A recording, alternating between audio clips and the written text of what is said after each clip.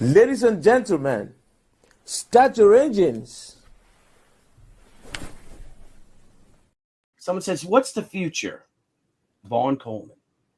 Ladies and gentlemen, welcome. Lights, camera, action. Lights, camera, action.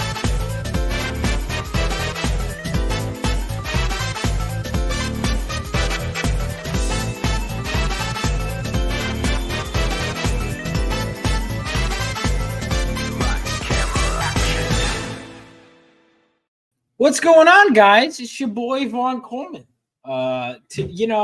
Sometimes I like having nice things, and when they get tampered with, I'm not happy. So I was like dedicating a certain time aside to write today, and I should have. A lot of stuff came up, a lot of dealing with the printer and stuff like that, but I did ultimately, I'm almost done with certain stuff. I did order the stickers, the Phenomenova logo stickers. That's done today. The mini prints and stuff we're sorting out. The other stuff, the books themselves, printer ready. So that's what we're doing. So the book is basically done. Let me go ahead and talk about my comic book. For those of you that don't know about it, Phenomenova issue 1, Lightning Strikes, follows the idealistic son of a war hero who strikes out to become a superhero inspired by his father's legacy. If that sounds interesting to you, definitely check it out. In an age of cynicism, in an age where everything just feels like we're dragging the superhero genre down, where everything is depressing, this is a comic that's meant to be uplifting. So if that sounds interesting, if you missed the chance to back the book, to pre-order the book, don't worry, there will be extra copies. So make sure you get one. Sign up for the mailing list. You'll be updated. The book is, I'm hoping, going to be sent. It's really frustrating sitting on a finished book for so long because I'm like, I want people to read it. But, it hasn't been printed yet. So it should be printed by, it looks like it's going to be third week of October, which means it'll probably be sent out by the end of October. But you know what happens when you make a plan? God laughs at you. Man has a tendency to do that. Got a sick sense of humor. What's going on, Shine? Hope you're doing well, man. Let me know. I haven't been keeping up with a lot of the current stuff. I'll have to check it out.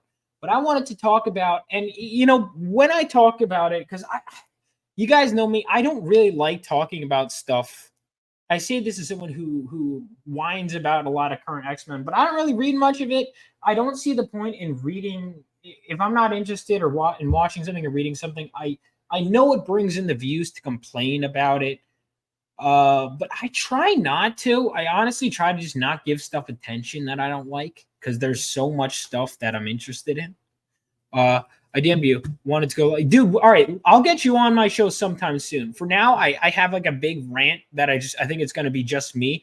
But absolutely, we got to stream, especially now that my book is done. Of course, the next one is in production. Well, okay, it's not done. It's never done. It's never done. But at a point where I can kind of relax a little more, I definitely want to start talking comics more and building up, and really just I want to hang out with you. So absolutely, we will get that in order. First, I want to talk about, and let me preface this by saying I've reread the issue, and I actually feel even stronger. New Mutants issue 45 is one of my favorite issues of the whole series, and that is saying a lot because I have read, I think, the first 95 issues. I'm about to read Extinction Agenda. I'm caught up. I've been saying that for a while, but life has been happening, and I apologize. I have so many indie books I have to read, but I think I want to see if I could just get to the end of Claremont's run and all the adjacent titles. But I think the last New Mutants issue I read was 95. No, it wasn't. It was 94. It was 94. It was Wolverine on the cover. Okay, yeah, that was it. So I'm on Liefeld's New Mutants. So that's where I'm at. But all right, so I want to talk about this. So I want my honest take, and I always say this, I try to say it. If you've never read the issue, you can take my word for it. Listen to me, of course, but read the issue yourself. Come to your own conclusions. I have read this issue. It's totally self-contained. Those old school Marvel comics, they used to really fill you in. And this issue is very self-contained. I will say a large part of it, I feel, because I read all the earlier issues before it, right? Going back to the original graphic novel from #1, all the annuals, everything. So I knew the New Mutants like the back of my hand, reading this issue. But I can still say that it is pretty self-contained. It is obviously enhanced when you know the characters as well as I did reading it. But man, is this a good issue. So at the time, I'm going to describe this issue both for people that have never read New Mutants and for people that have. I'm going to go through the issue because, yeah, I could go and complain about what happened. And I'm debating if I should talk about the issue first, or I'll give you a little insight, because then I think I'm going to give you context. I'm going to give you a little insight on what happened with this issue. And this is a very rare case of me actually, it's funny. I got a notification on the New Mutants Reddit, which I didn't even know I had notifications for, which is very odd because like I don't really use Reddit at all. I actually don't like Reddit, especially a lot of the comic book Reddits. I noticed, but this was a time where I saw something and I was like, oh my god, a lot of Redditors are in agreement with me. I never agree with Redditors ever. Okay. But so I got this notification. Okay, back to involuntarily playing in the rain. That is, I don't know the context to that, but okay, have fun playing in the rain, I guess. So all right. So what happened? So I'm going to give context because you might be saying, why is Kitty Pryde saying a lot of racial slurs? Because it's like it looks bad, but it's like when you read the context of the story, even in here, the labels, they're put downs and they hurt, right? This is her condemning uses of certain languages. So then the Marvel Comics website says this previously published content includes negative depictions of people or cultures. These stereotypes are wrong. They are wrong now. Social change is a journey. And we must acknowledge where we've come from to build a more inclusive future. I'm going to say this right out the bat. I don't think whoever wrote this even read the issue because none of this is true. Chris Claremont, because I met the guy multiple times, and Chris Claremont, one of the most, I would say, if we're talking progressive writers in comics, he did so much. You want to talk about diverse characters? You want to talk about all that? I mean, he blew the doors wide open. He put gay characters in comics when they were outright banned, and he would fight editors to put them in comics, and he had to hide it. Mystique and Destiny were meant to be gay. North Star was meant to be gay. And on top of that, I mean, you look at the characters he created, very diverse. It says negative depictions of people or cultures. Now, I'm going to go through the whole issue because I don't believe in taking things out of context like whoever wrote this did. And we can come to our own conclusions. Now, obviously, I came to mind. It's very clear in the issue that I would say I would honestly go as far as to say if this came out today, I think some people would call it woke. I think they'd be wrong too. I guess it depends on your definition, but no, this is very clearly a progressive issue of X-Men and New Mutants. I'm sorry, but more importantly than that, it is one of the best issues. Having reread it, because you always have that fear when you revisit a comic. Oh man, is it as good? It is better than I remember it being. This issue is a gut punch, man. Like, this is an emotional issue. Man, I was like, oh, it's because here's the thing. This one is a roller coaster. Like, there were times I laughed out loud, and then I'm like, oh man, it's getting to this part. This is one of the most like heartbreaking issues in New Mutants. And there were some heartbreaking issues. One of the things I will say about New Mutants, because I went into New Mutants knowing like nothing about the characters. Like, I remember my friend was like, you have to read New Mutants. And I was like, who are the characters? They like any X-Men I'd know. He was like Cannonball, Magic. Magic's really well known. I was like, who the hell is Magic? And Colossus' sister. And I was like, you had a sister? That was how little I knew. Right. And I ended up falling in love with all of these characters. New Mutants are some of and what I like about the New Mutants is they somehow deal with both really outlandish stuff and also like really down to earth stuff. Now, I just read the comic, and this is what I hate. I pay for Marvel Comics Unlimited. Guys, even if you let's say you don't like a past issue. I don't believe in censoring at all.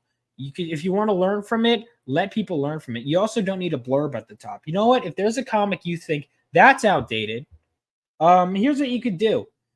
Just think that to yourself. You shouldn't have someone else tell you. Just have the art presented and let people think what they think, right? I'm never going to do this on anything I write. I hope no one ever does. It's part of why I want to remain independent. People can come to their own conclusions. Vaughn, I didn't like this about your writing. Vaughn, this pissed me off. Vaughn, this offended me. Fine. That's fine. Everyone's entitled, but let people come to their own conclusions. But they're lying. Like, they're straight up lying here. It's just it's like, what are you doing? It's just stupid because it's like already giving you a negative perception going in. This is the first thing they do. Poisoning the water before you drink it. Exactly. I'm going to pick this issue up. Physical media is important, and it's just sucks. But it's like, because I remember reading this issue and just, it's one of those few issues where I just sit down. And the thing is, this is a depressing issue. This is the issue right before Mutant Massacre. So it's already like, oh man, spoiler alert, there is a death. And it's like, oh, well, the next issue will be happier, right? I mean, I guess. I mean, the massacre happens, so not really. So this is not a good... The 1986... Oh, my God! Yeah, this is another one that came out in 1986. Arguably the greatest year in comic book history. 1986 was also a bad year to be a mutant, guys. I mean, I don't think there ever really is a good year to be a mutant, to be honest with you. But this is certainly an exceptionally bad year to be a mutant. I also want to say November 1986. You look up any comic from November 1986, it's always a headshot and this in the background, which I actually learned this was drawn by Jim Salicrup, who I've met, I've had dinner with, great guy. But I remember I was getting this signed by Jim Shooter, I think, one of these issues with the border. And I was like, Jim, who did this border? And Jim Shooter jokingly goes, hey, I don't know. And the other Jim Salicrup, is sitting next to him. He goes, hey, Jim, who did this? He was like, oh, yeah, I did that. So anyway, that was Jim Salicrup did this. It's just a little fun fact. I love this border. And I love the uniform covers from this month. It was the 30th anniversary of Marvel, I think. Or no, what? Hang on. 35th? 25th. It literally says it on the cover. It says right on the cover, and I just didn't ignore it. I just ignored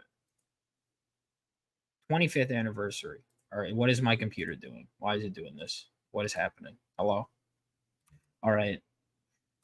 So, right off the bat, normally these comics start with a splash page. This doesn't. It starts, the New Mutants, they're getting ready for a school dance. So there's another school because the New Mutants, there's actually, what I like about the New Mutants is there were 8 members of the New Mutants at the time because Karma wasn't there, right? No, Karma was not there. I don't know what the hell she was doing at the time, but wait, no, Karma should have been there. Why wasn't Karma there?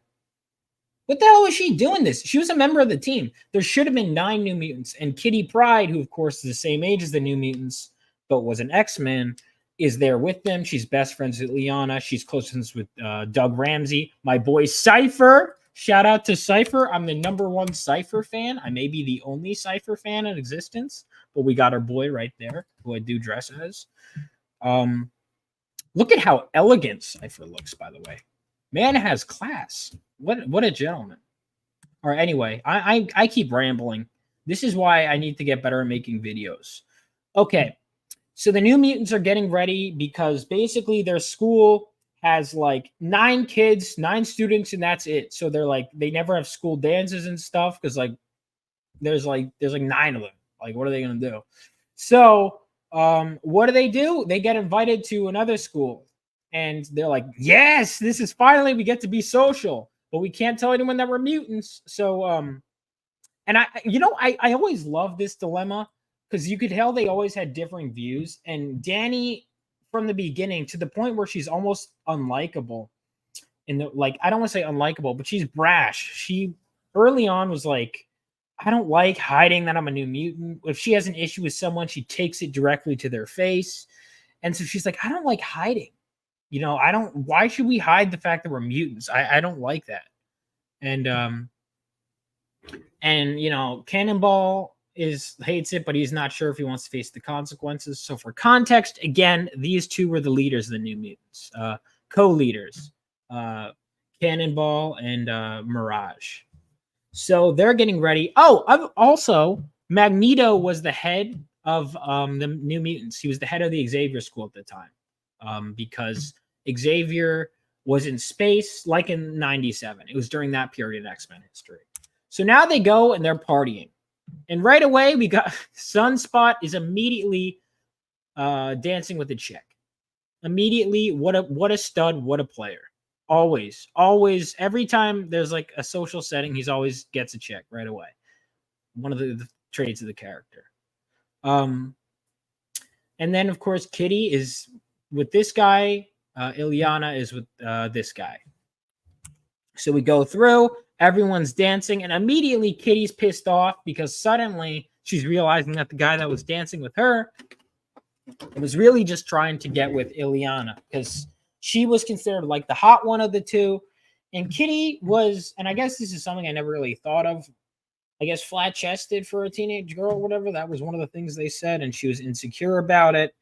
And it's like you get a sense that she's really pissed off because all the guys are just swarming her roommate.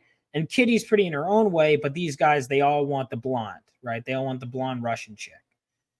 And so you see that.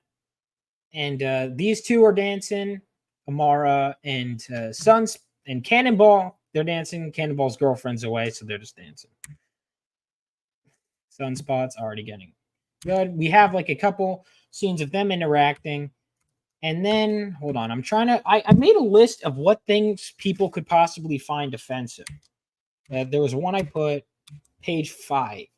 Okay, now this is a stretch, but obviously someone probably got offended because they used to, like as a nickname, like lovingly, they'd be like, they'd call Danny Chief because she was Native American.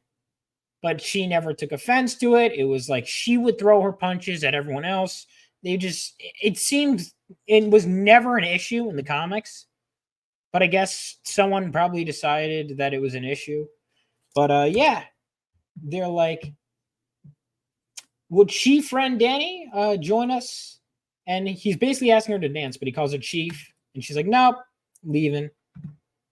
She leaves, and then this is where the plot of the issue kind of begins, because this is where she flies off on her Asgardian horse, Pegasus, and you see this kid who's making light sculptures with his hands. And you're like, well, how is this kid able to do that? I thought this was a school for normal kids.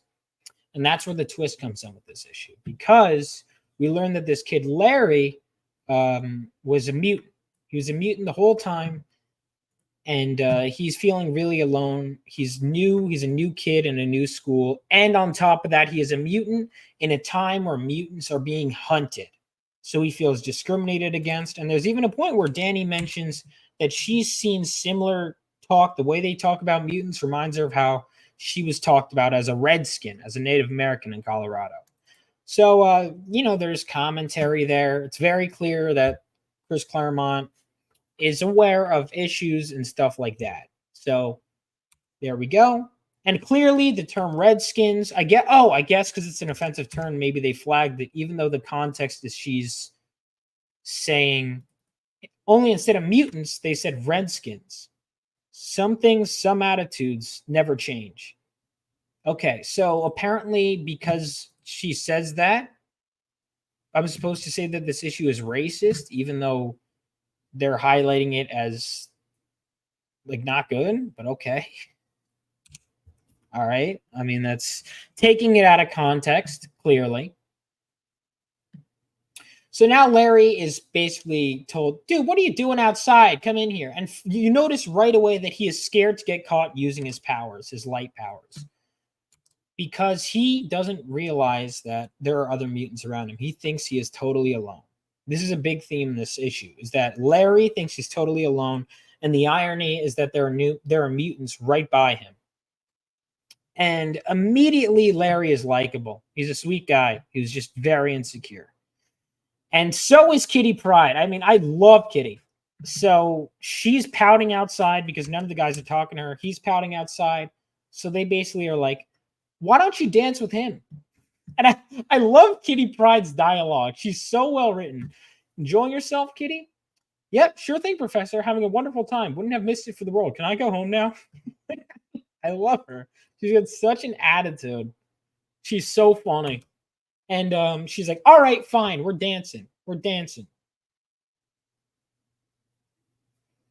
Please don't put yourself out. I don't want to be bothered. No sweat, no bother. I'm Kitty Pryde. And now they're dancing.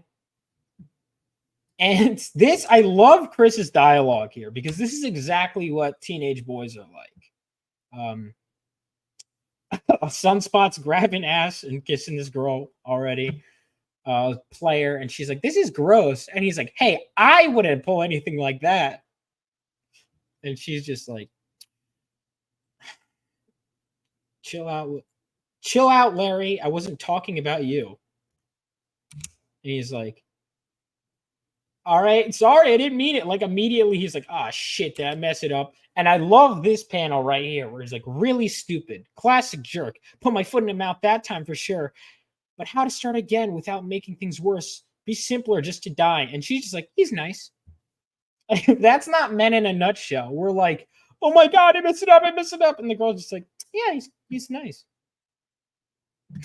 I love it. So good. And then it's like, she's nice. And as he's at the punch bowl, that's when these guys start bullying him. It's clear that he gets picked on at school, whatever. These guys spike the punch. And suddenly they start jokingly calling him a mutie just to mess with him. A mutie is like a term for mutant in this world. And he's like, gets really defensive. He's like, I'm not. And they just say it as a joke. They have no idea that he's actually a mutant. But that triggers him because he is. And so because they see that it's a vulnerable spot for him, they're like, all right, we have a plan. Let's scare him later today. So at the time, X Factor were mutant hunters. Turns out they were actually mutant hunters in disguise. They didn't know that. And it's a whole meta commentary about how you can't hide, whatever. So then X Factor is going to get called. And they're like, we're going to call X Factor, but not actually. We're just going to put a label by him to scare him and think that we call the mutant hunters on him. And it's going to freak him out. That's their mean prank. And some of the others are like afraid to go along with it, but they're ultimately going to. And later on, after dancing, we get Kitty Pryde and him. They're hanging out. And suddenly he finds the note from them. And he's like, oh my God, they're out to hunt me. X Factor's going to hunt me.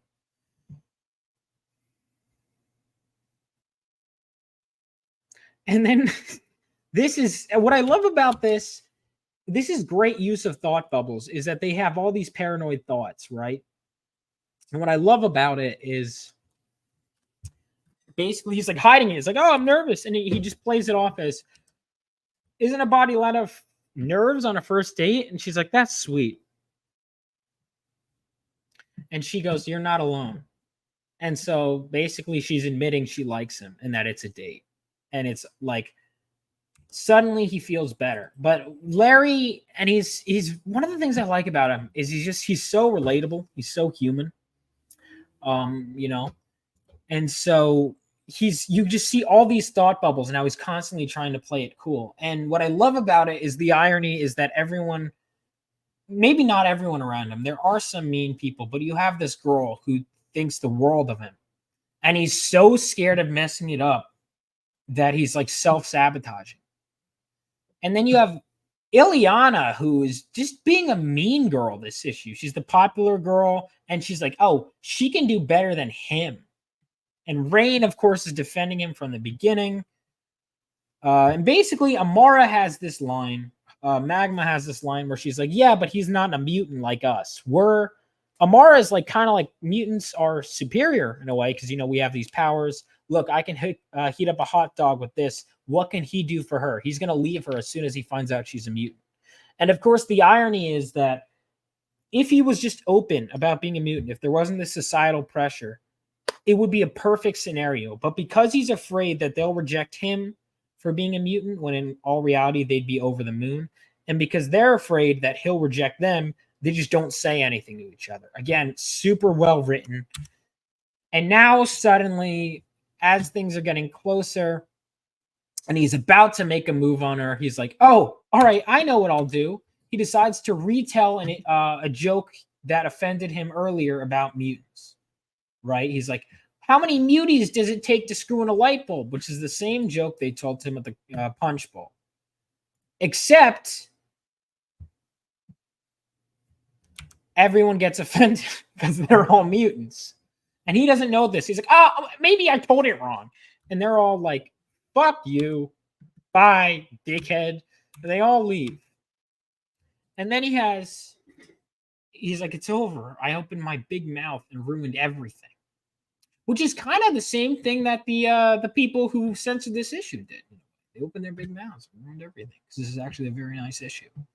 So he goes home and he's just miserable. He's like, I screwed this up. They both go home, both thinking the worst of each other, not realizing that if they just taken a second to be honest, everything would be good. And then it's around this time that as he's getting scared, he's getting afraid. He's afraid to even tell his own parents that he's a mutant. And then suddenly he gets a call. After he's already had a shitty night, he gets a call from people pretending to be X Factor. Not people pretending to be X Factor. From the bullies at school saying, we caught him, mutie. X Factor's on their way. You're done for. And he's like, oh my God, my life is over. I already ruined this. I already ruined this. I tried, making fun of mutants to fit in. Everyone's going to hate me. My parents are going to disown me. All of this. And meanwhile, Rain Wolfsbane, who suspected was the only one outside of Kitty who vouched for him, followed him home with his scent because she suspected that there was something off about him, that he was actually a good dude. She sees that he's a mutant, and she's like, I'm going to tell the New Mutants. And this is where the issue really takes a turn from the works. Because, this is a rough issue. It gets back the next morning, and it's like business as usual. And Rain comes back, and she's like, hey, I had news for you guys. She goes, I have wonderful news about last night. And they're like, hold on a second. Magneto goes, hold on a second. The good news is going to have to wait. Because Larry has committed suicide. And it was like, because she was, however, too late, by the time she got back to the mansion, everyone was asleep. And she waits till the next morning to tell them. And by that point, he was in such a fragile mental state that he takes his own life. And suddenly it becomes from this love story issue. And I remember first reading this, and it was just such a gut punch. It's so sad, man. It's so sad. And immediately they're just devastated. Now we get to them in the danger room. And it's like they're all processing it in different ways. And Ileana is just being an asshole. And so is Sunspot. But the truth is, and this is, I think, one of the main themes of this issue, I'm really glad I reread it, is it's kind of that hurt people hurt people. Why did he say mean things about mutants? Because he was one. He wanted to fit in, and he was scared. And why did he mess up this thing? Because he was afraid he would lose it. And, Sunspot goes, he was a coward. He was, because they're all still hurt by him and the mutant comment he made. And Ileana is, of course, super rude to him. And he's like, his fate. And she's extremely cold in this issue. I'm like, oh my God. I forgot how mean she was. Danny and Cypher are just devastated. They're totally devastated. Because their whole thing is saving lives. And like, we couldn't even save this one kid at the party that we were just with. We go on all these missions, and that's that. And then you have these great moments of everyone else reflecting in between bits of action. And one of the ones that's great is Warlock. So Warlock is not from Earth. He's a techno-organic feeling. And one of the lines he has that I think is super impactful is because he doesn't understand human life. And he goes, I don't understand. He goes, query, life glow is the most precious of all things. Why would why would Larry extinguish his, especially when without offering energy to another to sustain him or her? Because that's how it works. He could transfer his life glow to other people. And what he doesn't understand is it's like, why would you take the one thing that's most precious deliberately? And it's funny because it's like, you just ask that question and it comes from such a naive place, and it's just so sad, man. And then you have Amara, who's from this like ancient Roman society, and she goes, in my country, in my society, it wasn't a disgraceful thing. But instead of it being like, well, this is my life, my view, she goes, but I learned this view is wrong, basically. And I learned that you should never give in despair from meeting you guys. You know, you guys proved to me that you'll never meet despair. And it's kind of this multi-layered comment, because one, it's like, yeah, we've come a long way past ancient Rome and how, you know, certain things about her society were outdated, and that your life is precious and it should never be taken for granted, and that you can't give in to despair. And she has this line where she says, and the worst crime imaginable is to yield to despair. And another sad thing is that if they had the power to change her worldview and convince her that despair is the worst thing and that you should never yield to it, the New Mutants had the power to save his life too. And it's just such a, and just going back and analyzing this issue even now, it's such a gut punch. Because it's like they were right there. They could have saved this kid's life when he was desperate. And because he got in his own head and gave in to despair when the lifeline was right there, he takes his own life. And it's so devastating. Because listen, I mean, I can tell you I've had friends that have taken their own lives, and one of the first things I ever thought about was, the first thing is, man, why didn't he reach out? I would have been there. I would have talked to him in those final moments. And, those are the feelings I'm sure anyone can relate to. And it's so human. And it's so real. Hellhound says, well, there's no more raw feeling than a teenager feeling lost with no one to turn to. No one can write real emotion like that anymore. It's true, man. Ain't that the truth? But especially this, And it's like he really thinks he's alone, and he's surrounded by people that love him,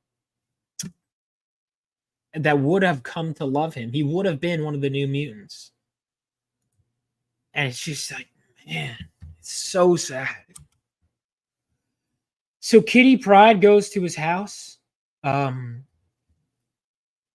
And she's afraid to find the body in the basement. And she goes up to his room. She can phase through and walk on air. And she sees the sculpture that he made out of light. And she touches it, and it disappears. And she's like, oh my God, I took the last trace of him. I lost it just like I lost Larry. And she just starts crying. And it's like, she finds his final note and sees the X Factor letter and realizes that he was a mutant. And that joke was a defense mechanism. And that makes her feel even worse. Because she's like, we were right there. We could have saved his life. And it recontextualizes everything. And oh my God, this part where the parents come home. And she's like, tell me this is a dream. Tell me he'll be all right. And he's like, I wish I could, but our son is dead. And it's like, anyone who's ever... Man, it's like you could tell Chris was pulling from some real stuff. Maybe he heard a story in the news. And it's so sad, dude. Like, this is such a depressing issue. But it's so powerful. And then you have Wolfsbane, who's, by the way, this is a badass look. Her in the trench coat, like a werewolf. And she's about to hunt them down. And she's like ready to kill the people that called him. She's like, I know who they are. I got their scent. These are the people that called him. These are the people that scared him into ending his own life. She sniffs the note and she gets it.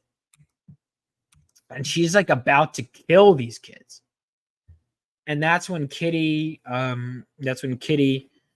Danny, and Sam, they come up to her and they're like, is that worth it? And Danny has this one life where she goes, look at them. She goes, look at them. Listen to what they really listen to what they say and how they say it. They're already paying.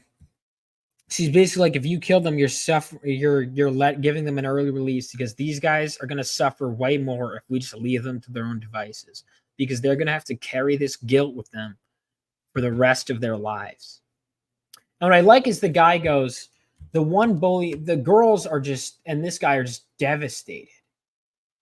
They're just totally devastated.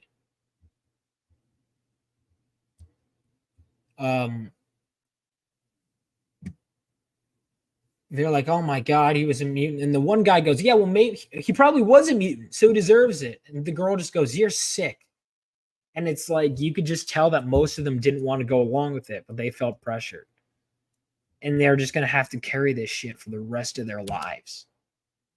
And then we get to the final moment where it's like, Kitty decides, I've got to do something about this. And she decides to put on this speech in front of her whole school. And she's like, here it is. Let's get into it.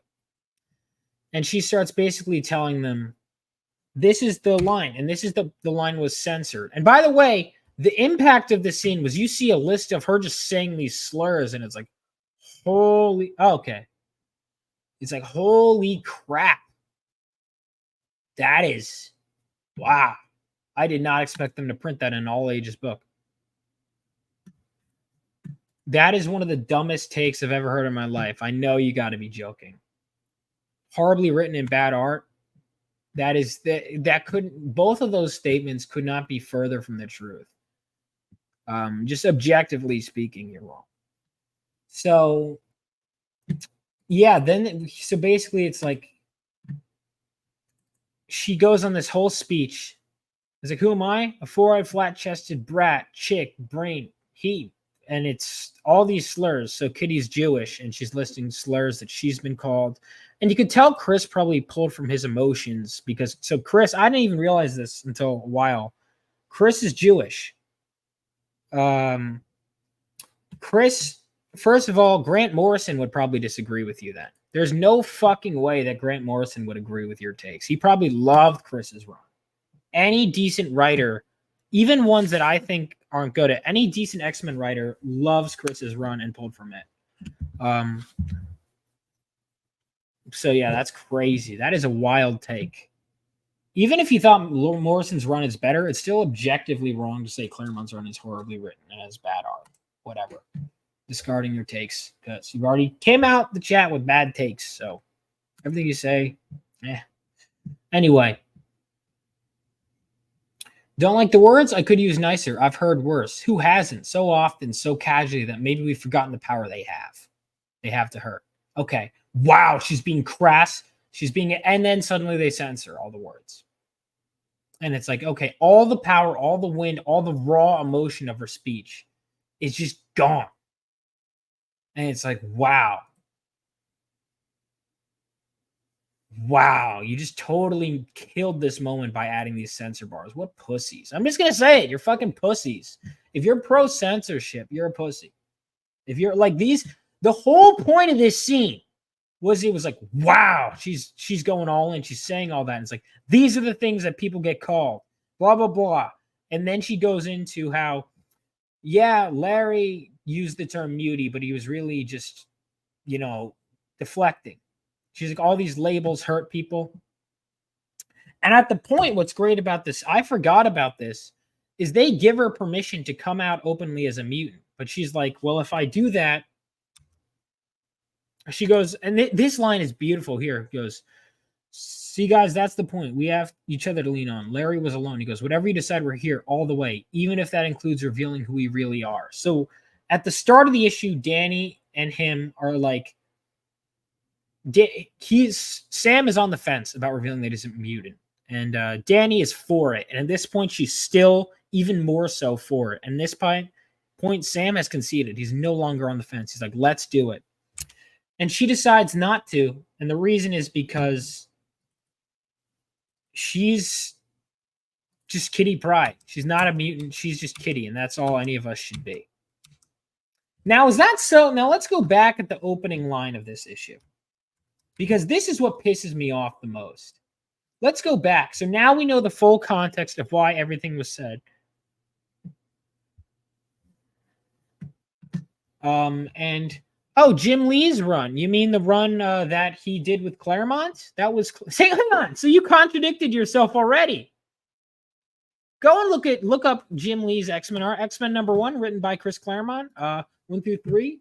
We got tons of all of his early X-Men stuff was written by Chris Claremont. So you just admitted that the art was good. What are you talking about? You can never have consistency. Anyway. So yeah, let's look at that again. The previously published content includes negative depictions of people or cultures. These stereotypes were wrong then and they are wrong now. What negative depictions of people or cultures and stereotypes? What are you talking about? We just went through the whole issue. What negative depictions of people or cultures? What are you talking about? This is insanity. Like, can you find what is one example? This is insanity, dude.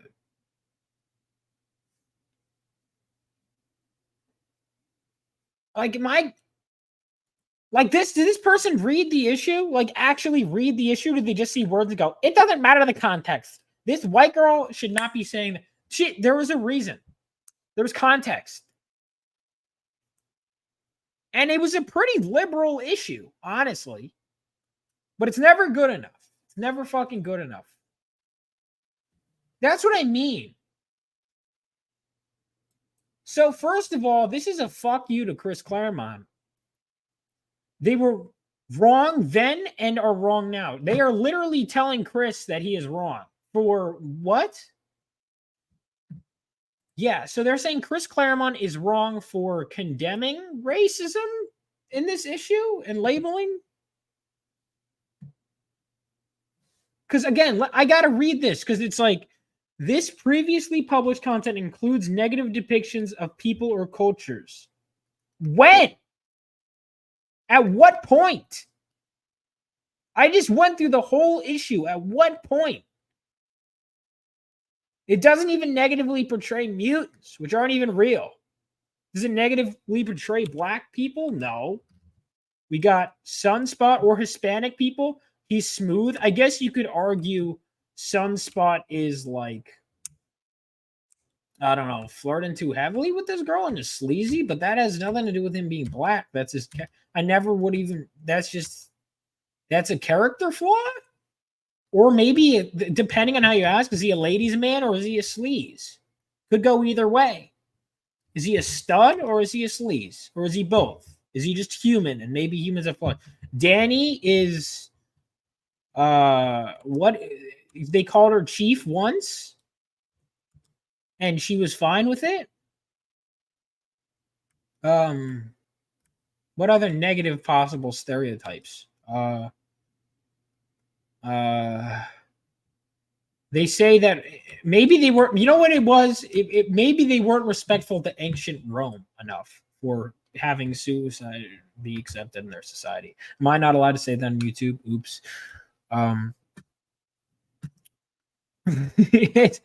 He's half black, he's Hispanic. Yeah. Okay. But he's kind of an asshole, but he's just striking out. He flips out and he gets really angry. But that's his character. He has anger issues.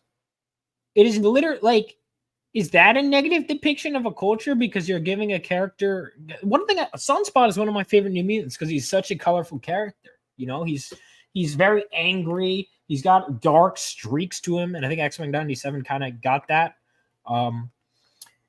You know, he's got potential for bad, but also great potential for good. And you see him go through a lot of turmoil. He's kind of a ladies' man. He's suave, but he's a mix of, he can be very smooth, but he can also be very brash and headstrong. And he could be an ass, and he could be impulsive. Are we not allowed to write characters like humans anymore? Like, is that the problem? What is the negative depiction or stereotype? Is it that Danny, as a Native American, uses Native American braids? Like, fuck off. Like, I just went through this whole issue. What negative depictions are there? Is Ilyana the Russian drinking? Is that it? Anti-Russian propaganda? I'm sure they're really offended on behalf of them. Yeah, like, where is the negative depiction? We went through the whole fucking issue. It's not there. You're lying. And honestly, I think I'm going to unsubscribe from Marvel Unlimited. And this is the sad part. So I've reread it earlier. And the sad part is the colors are not going to be as vibrant. If I read them all, I would rather give it money, man. But if you're going to do shit like this, if I know I'm paying for a censored version, I'm not paying. I don't care if the colors are prettier. And I don't want to read it online that way. Let me show you what it would have to be like. Because when I read the uncensored version, right? It still looks good, but come on, it's faded. And the sad thing is I'm glad I got to read this digitally online in bright colors. And the sad thing is I'll never get to now, because even if I go and get an original copy, it's faded. It's faded.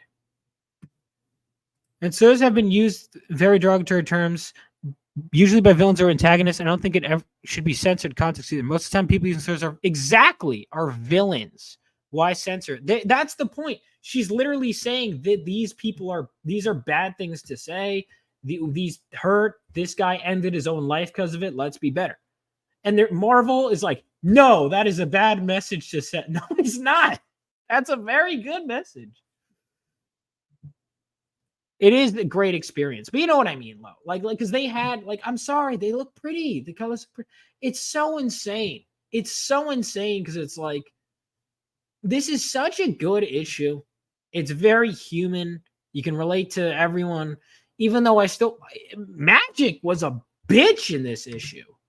I know she could be bitchy, but it's like, man. All right, so Connor Wayne is just a troll. I figured as much, but I'm like, I notice they do that, and he has the same joke he makes over and over again. Gee. Old mint copies don't look. Is that true? Well, old mint. That's so. I guess I'll have to pay for mint. It's so sad, man. Like this, I will say. Obviously, it would have been more thematically appropriate for Kitty Pryde to be the new mutant on here, but I get it. Magic was the most popular. She's an asshole in this issue, though. She's so mean in this issue. It's still a cool cover. There's so much good foreshadowing, too. Like when Danny's around, Danny can sense death, and she has this air that something is wrong at the dance, and it just gives her the creeps, and she kind of just leaves. And it's like we learn later that, because she, in hindsight's 2020, that this kid was going to end his life, and she has no idea. And oh my God, she's not even there for the entire interaction here either. She has no idea. She probably never even saw the kid because he was outside. This is such a good issue, dude.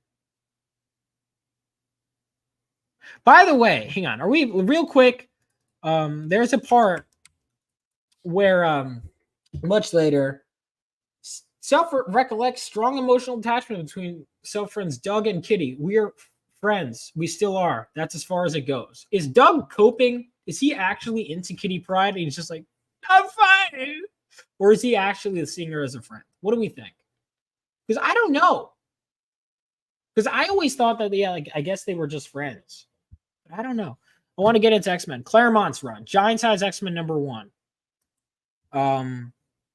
Hold on. I'm just going to time out. If you're just going to keep bitching in the chat and not contribute anything, like to the actual discussion, I'm going to time you out. Bye. All right. Anyway, yeah. So Giant Size, ask me, I will give you a full reading order. Also, New Mutants I view as essential. Giant Size X-Men #1 is where you start, and then you go into Claremont's run. Magic was practically raised by demons in limbo, so yeah, the meanness makes sense. Exactly. Look, here's the thing. Even when someone is an asshole, they're very human. That's one of the things Claremont was good at. I mean, it's no secret. You want to talk about it, too. Like, he pulls heavily from, his experiences as a Jewish man. I mean, Magneto was not a Holocaust survivor until Claremont added that. And in retrospect, he was probably, pulling from some deep stuff within him. And it did make the character better. It recontextualized some of his actions and made him a better character going forward. But all the sympathetic stuff with Magneto, it's Claremont. Like even this attempted redemption arc where he's now the headmaster, that was Claremont. Kitty Pryde, who was created by him, that she's Jewish too, and it was just like built into the character. It's such a good issue. And I mean, look, I'm sure most people have lost a friend in some way. Doug Ramsey would definitely have a crush on Kitty. Hormones are out of control at that age. That's true. Oh, I know, dude. That's the thing. Claremont's run, and I say that I'm a Claremont fanatic, but he is very wordy. He gets better about it going on. But even like his most hardcore fans will tell you he is very wordy. He's a writer's writer, which is why I like him. But I get it, man. Like his stuff is. But one of the things I like about it, like even all the thought bubbles here, where it's like, oh my God, she really likes me. What should I do? Should I hold her, kiss her? Oh yes. Like if this just was them talking, you wouldn't have any of that. So like his words, the thought bubbles, they're excessive, but it works here because that's what it's like, when you're a teenager and you're like, oh my God, I have these feelings with this girl. Do I say something? Do I not? I don't know. Did she like that? Oh, what did she mean? Like that's that feeling. And it draws you into this character in just how many pages after he's introduced? Let's see. He's introduced 1, 2, 3, 4, 5, 6, 7, 8, 9, 10 pages. And you're like, it's all the character ever has.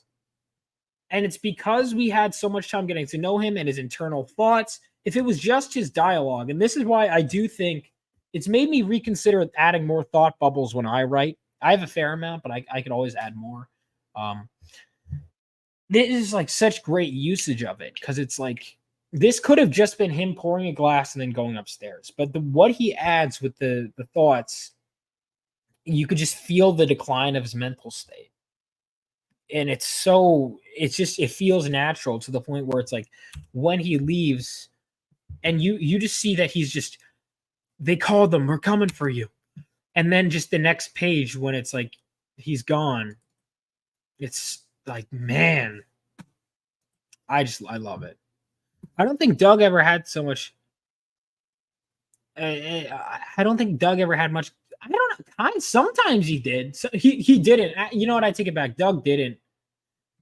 Here's the thing. Doug could be a stud. So he kind of had a similar problem with Larry.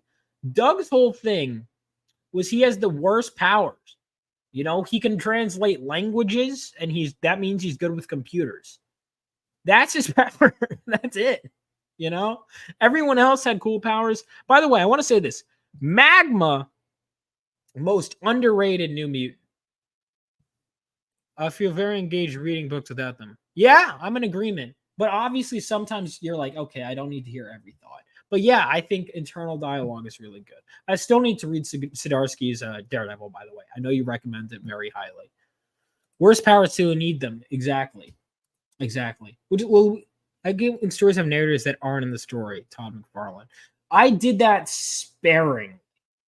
There's like 3 lines of dialogue that are narration. And then I'll have things like the following, like stuff like that is fine. But I agree that if you have too much narration, although Frank Miller uses narration very well, especially in The Man Without Fear. But most writers, I agree, narration is usually a crutch for bad writing. It can be used well, but I mean narration, the kind you're talking about, where it's a narrator who's just a narrator that's not a character. Usually, it is better to have the narration come from someone in the story. Generally, I agree, but there are exceptions. I wish Kitty was in the New Mutants more.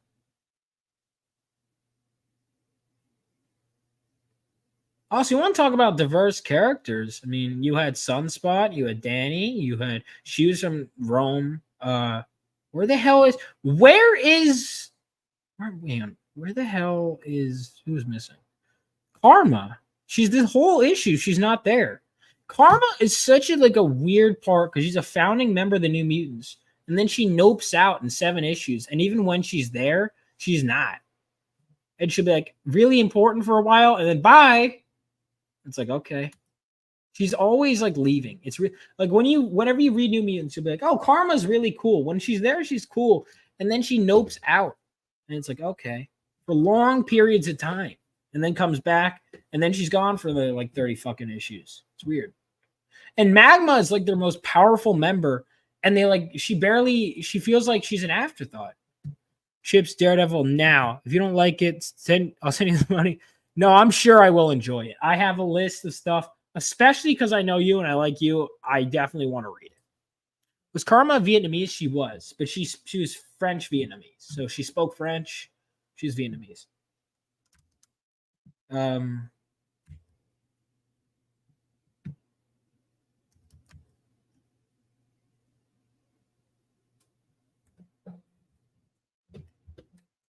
Dude, this is so good. Such a good issue. And yeah, it's like, no. They straight up, it's not just the censorship, which the fact is, okay, first of all, the censorship is stupid because it's not like just an N-bomb, right? It's like a bunch of them. So now what do you have to, because it forces you to go back and look at the uncensored version anyway, which is stupid. What is my computer doing? All right, give me a second.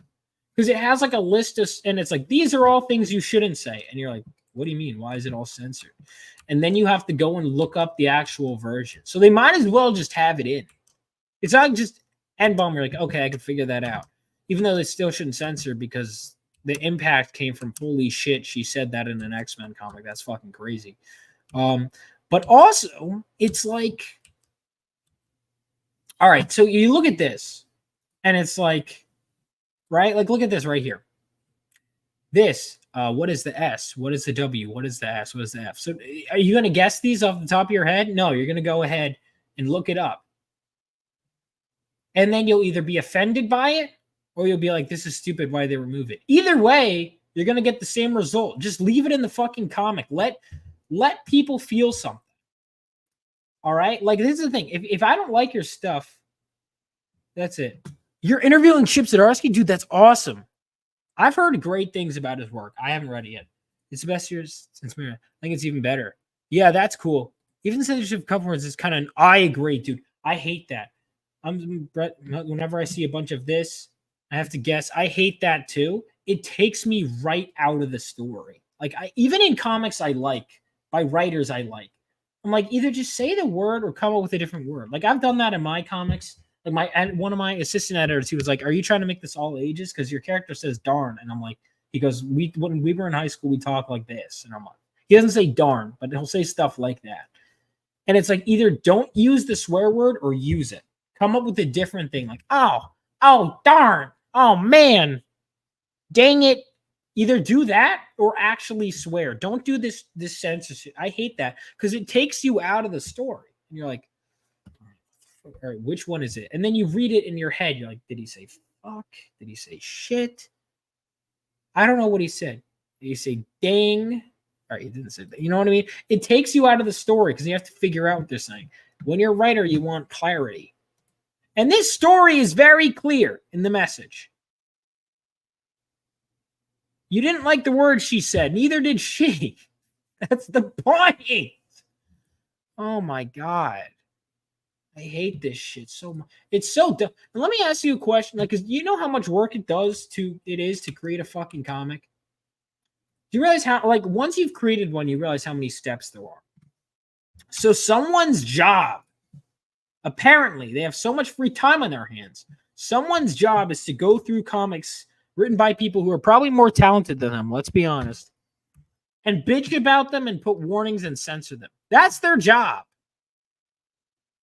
Hey, I have a better idea. How about all those old artists that made those comics who are like suffering, who are barely scraping by because they barely get any royalties? How about you fire all these people that are censoring these comics and help out those creative? I know you have to spite them, right? How about you take that resource and pay your artists better? Give them a bonus every once in a while. Take them, get pizza or something. Hey, you guys have been working really hard. Let's go see a movie. Something like that. Anything is better than hiring these people because all they're doing they're not doing anything here. I will say I'm taking something positive about it and saying, go read this issue. It's great. That's what I'm doing. But they're not contributing anything positive. Oh, they're starting a conversation. You want to start a conversation on the issue? Have a conversation on the issue. People have been talking about this issue, some offended and some defending it for a while. You don't need this. And so it feels like they're clearly taking a stance against the creator, Chris Claremont. And that doesn't sit right with me. Newsflash, X-Men would be nothing without Chris Claremont.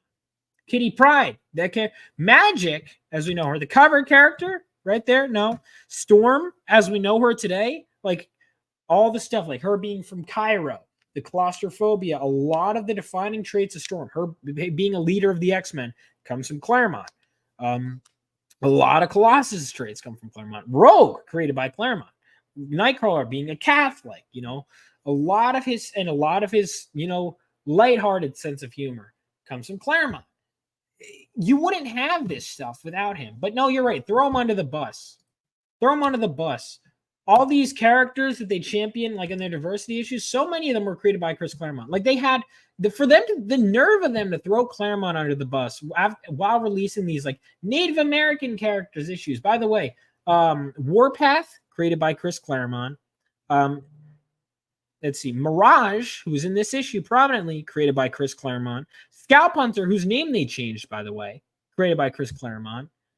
Forge, created by Chris Claremont. So many native characters created by, and it's like, but let's throw him under the bus, but keep making stuff with his characters. Fuck off. What's funny is they have no problem showing women in bikinis or pretty graphic sex scenes. But they're scared to say shit. Yeah, exactly. You can't say shit. And you know what's weird too? In the movies they say that. Or how about the fact that you could have someone like ripped in half on the page? That's fine. But God forbid someone reacts to that and says, "Oh shit!"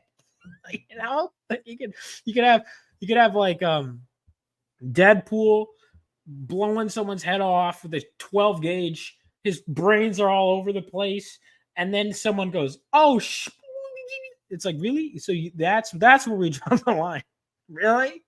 That's what we're gonna draw the line. But here's the thing: it's a Comics Code Authority thing. It was the same thing back in the day, where it's like you could do all this shit, but you can't have characters be gay. Someone up top is making the rules, and they just have to follow it. I guarantee the creators of this comic think this shit is stupid, but they have to follow the rules because those are the rules, right?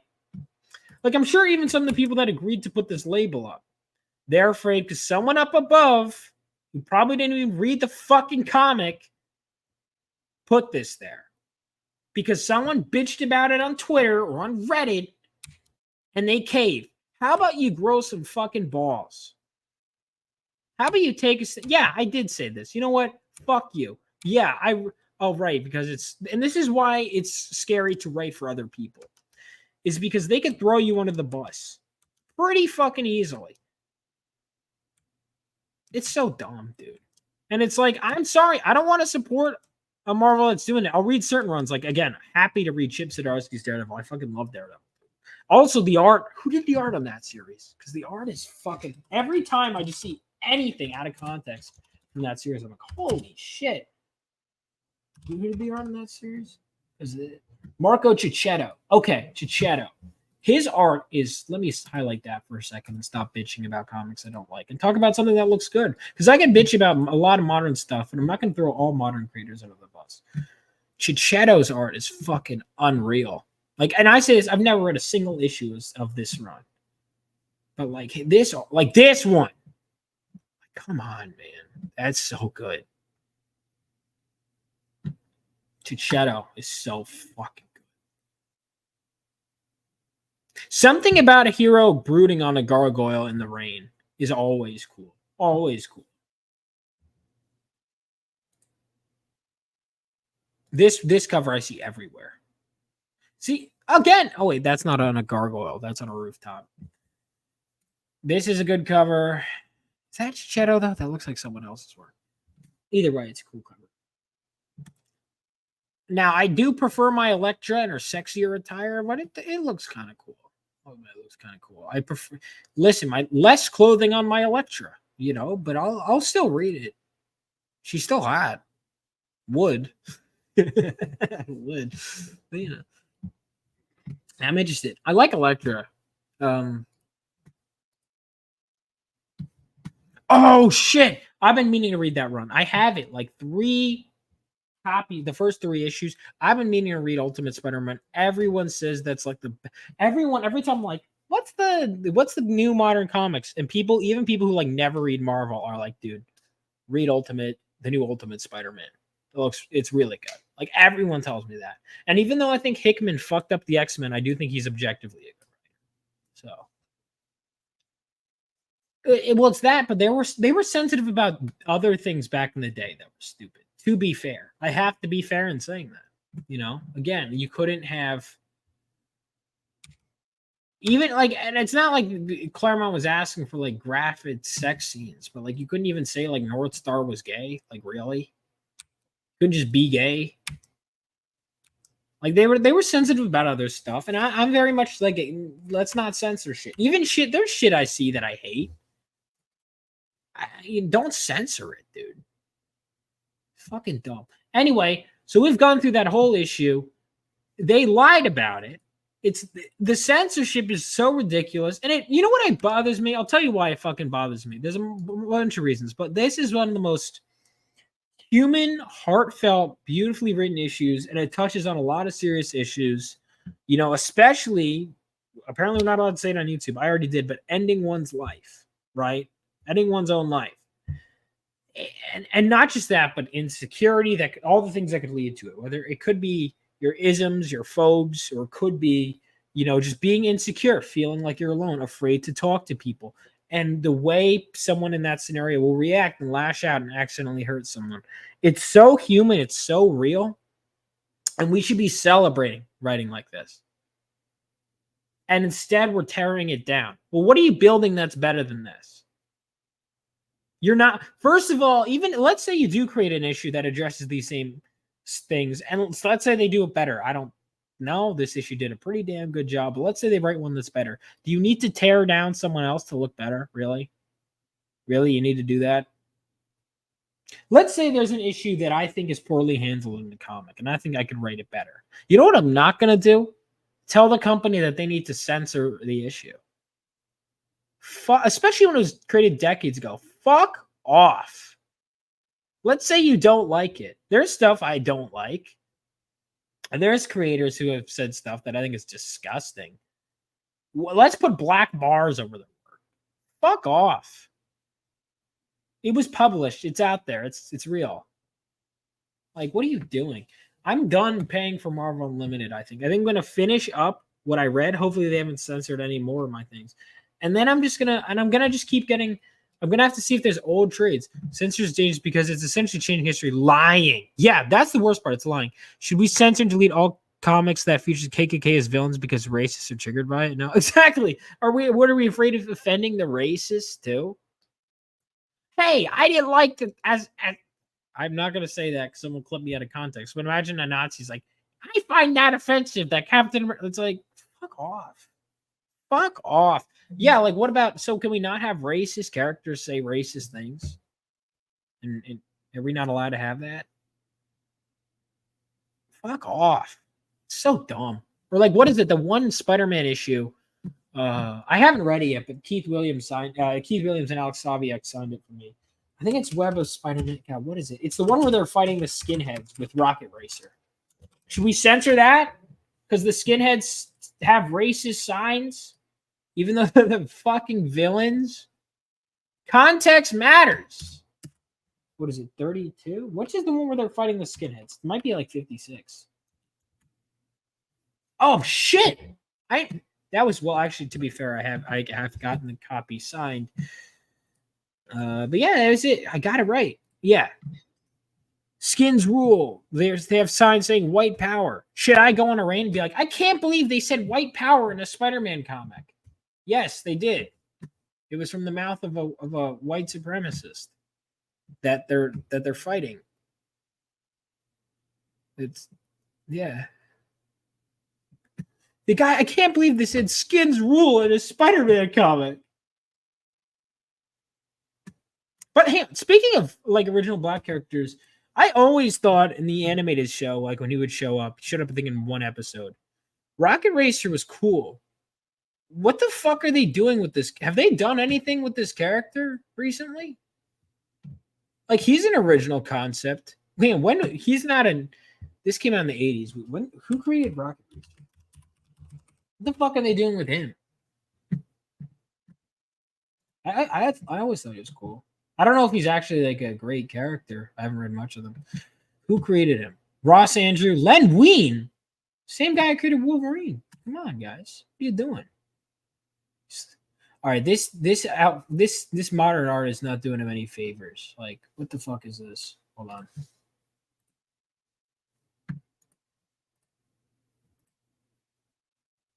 All right, yeah. Which issue? All right, like this is not doing him any favors. Like, come on, Marvel.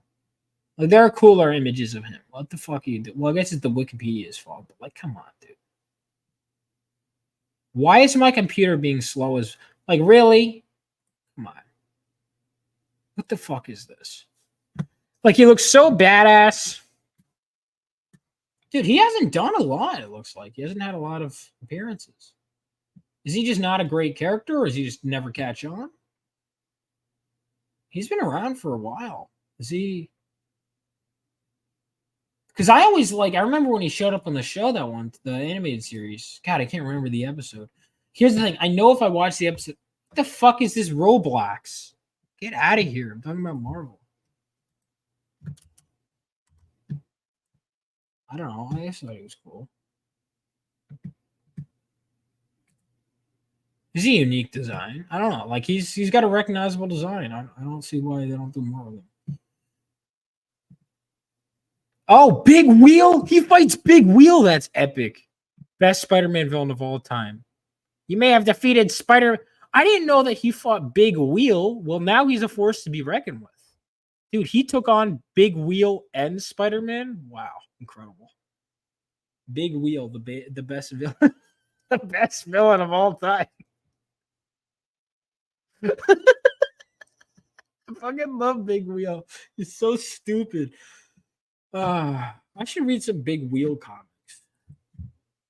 Big Wheel. No way. There's a Big Bertha in Marvel. That's fucking awesome.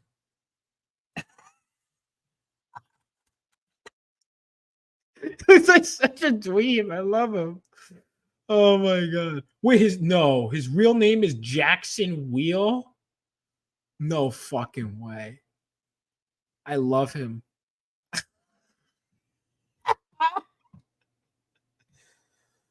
Oh my god, he's so stupid. What's Big Wheel doing? Have they done anything with him in the comics lately? Come on, I think we need a Big Wheel. Forget Rocket Racer, we need Big Wheel. We need big wheel. Oh man, what a good character. What a good character. Incredible. What is his backstory? Wow, so he appears as Jackson. Marv Wolfman created him. Wow. Marv. What were you thinking, man? No, I'm kidding. Everyone's allowed to create joke characters. You know what I mean? I want all right, so has anyone read any comics with Big Wheel? Like, because I know he's a meme. Monocycle code. Thanos copter. All right, that is dude. I love the Thanos copter. Dude, all right. Best dude, I love the old Batman gadgets too. The Thanos copter. I love it. All right, we need to get some Big Wheel. I wonder, so Zach, I'm going to have to get, so Zach has read every issue. I'm going to have to get Zach's professional opinion on Big Wheel, on if he's cool.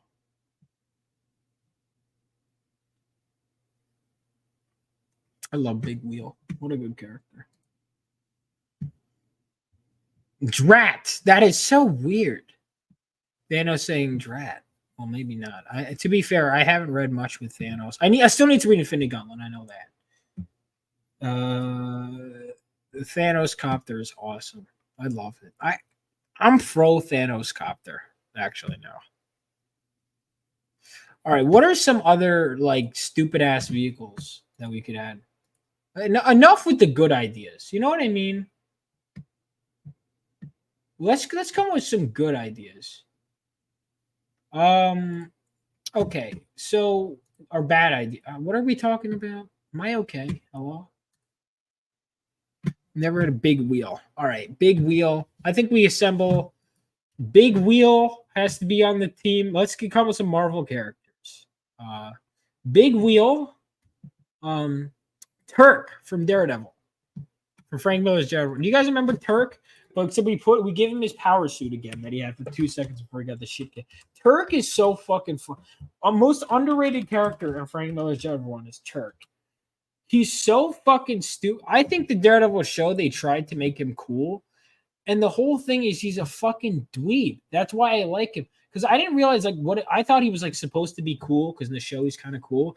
I like him better because he's a fucking idiot. He's so stupid.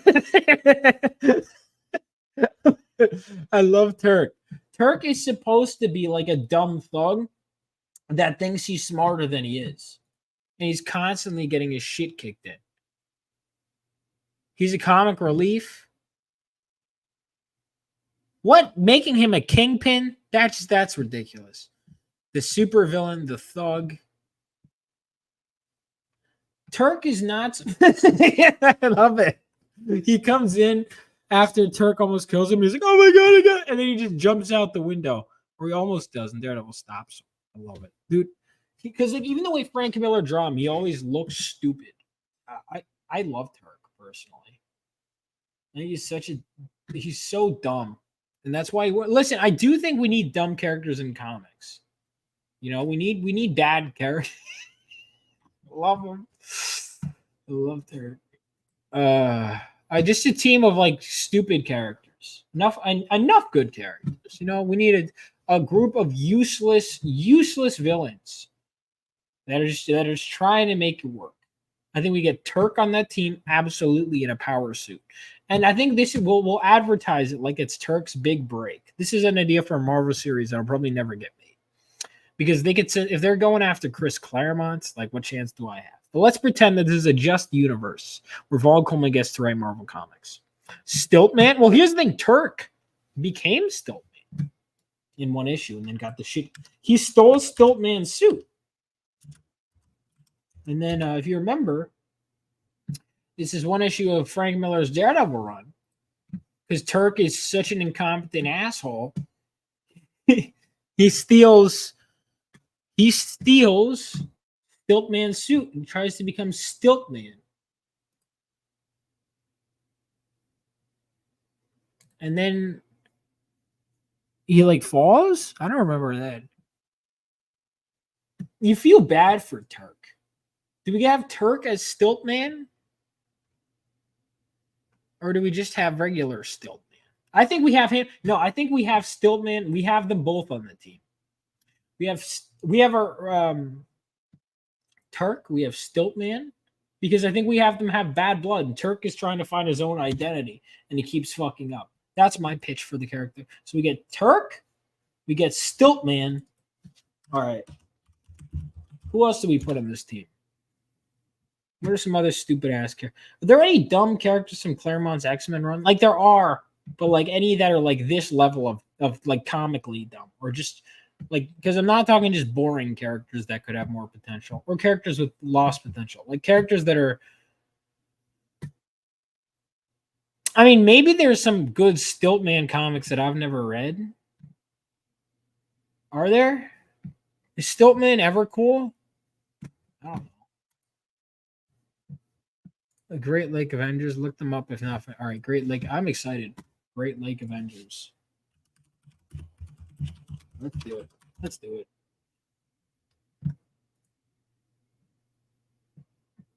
it.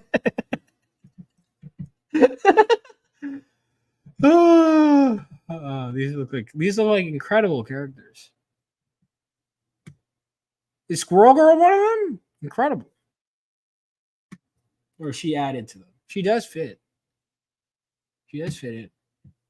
The Great Lake Avengers. Wow. This is. Oh, is that Big Bertha? Is that Big Bertha? Oh shit. Flatman. Big Bursta. Is it Big Bertha or Big Bursta? That's great. That's great. Incredible. What good characters. Wow. Incredible. Flatman. Big Bertha. Wow. Great stuff. Yeah, so we got Turk, Stiltman. Who else? I don't know. I'm gonna have to think about this. Just the league are just bad. Because I feel like X-Men, like maybe they have some more recent or older ones. Like, but the Claremont's run, I feel like I'm trying to think if there's a lot of goofy ass characters like that. Because most of them are played pretty straight, even characters that I'm not crazy about. But there's not a lot of like stupid ass characters, is there? Like, I'm trying to think.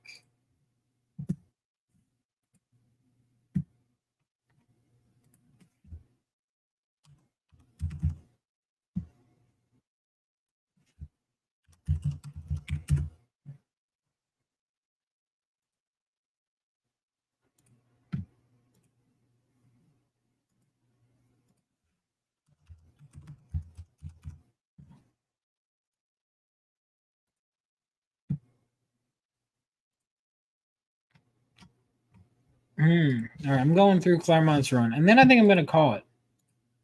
Arcade, yeah, but Arcade is like actually competent. Well, I am big. Yeah, Forget Me Not. Yeah, but it wasn't he later. Big Wheel. All right, Turks. Although to be fair, I've never read anything with Big Wheel. For all I know, Big Wheel could be the coolest character ever, and I could just be, because like here, there's a lot of side characters, but like I don't think Silver Saber or Crimson Commando or Stonewall are quite at that level of like comically funny. They're just kind of like whatever. Yeah, this is them there. Like they're not that level. You know what I mean?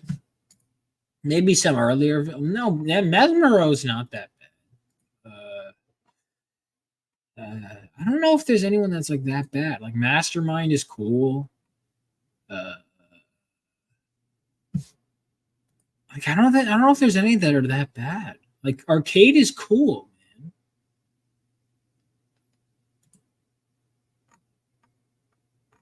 To be fair, I haven't read any proper Stiltman comics, I suppose. Maybe I need to read more real Stiltman. I mean Blob is goofy, but he is a goofy character, but he's useful. Is Stiltman useful in any context? Maybe. I don't see how the fuck. I guess if you need to reach something. But even then, if you have someone that can fly, like Stillman's, he kind of sucks.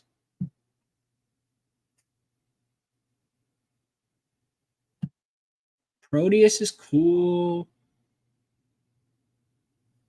I can't think of any that are that bad.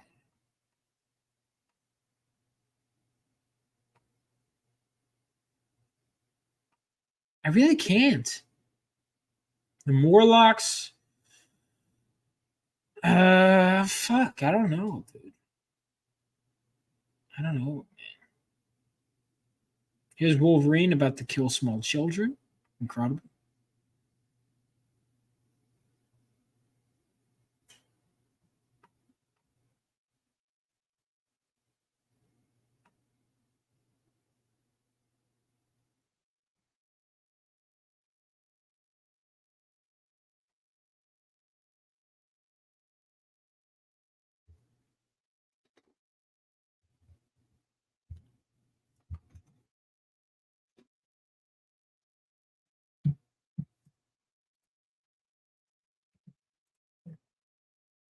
I don't think that's true at all. I think your recollection of events has no basis in reality.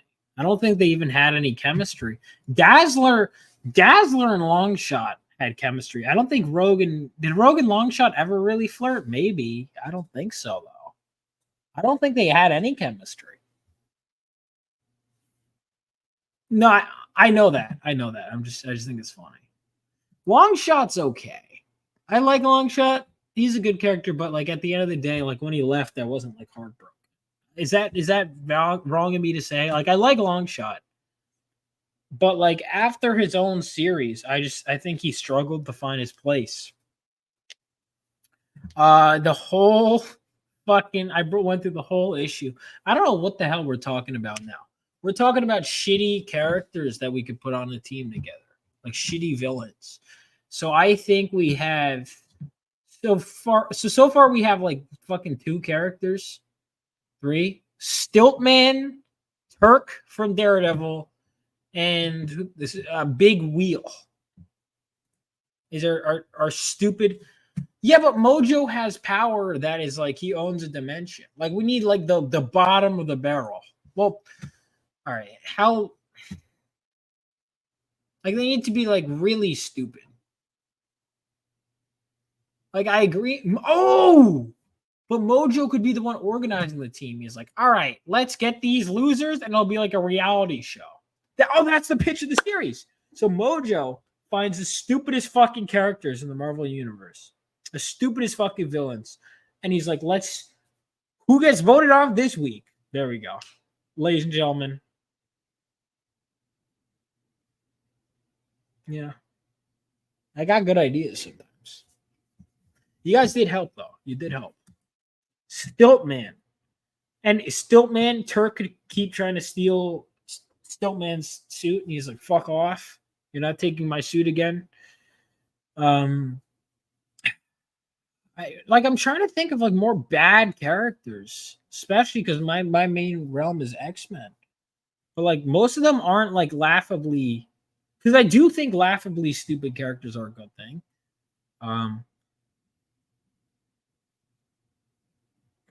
But I don't know, man. I'll have to create some of the phenomena overworld. Right now, I'm focused on like creating those like cooler characters, but I'll have to create some. Oh yeah, the X babies. Art Adams, yeah, go make friends with Art Adams. I'll just be like, Mr. Adams, would you be fine to do? DC has more. That's why they have a sewer slide. Well, fuck it, I'm gonna say it's Suicide Squad. Fuck off, YouTube. We just talked about a whole issue that was about that topic. So, terribly Web is Spider-Man. Spider-Man has a lot of them. I've had some Web of Spider-Man comics read. Confession time, I haven't. Keith Williams, who was the inker for like 70 issues in that series, is like I'm friendly with him. He did agree to come on for an interview. I feel like I should read more of his work. But Keith is like a friend. I should get you. Would you guys want to see Keith Williams on the show? He agreed to do an interview. I want to hire him for something at some point too. Keith Williams is a very nice guy.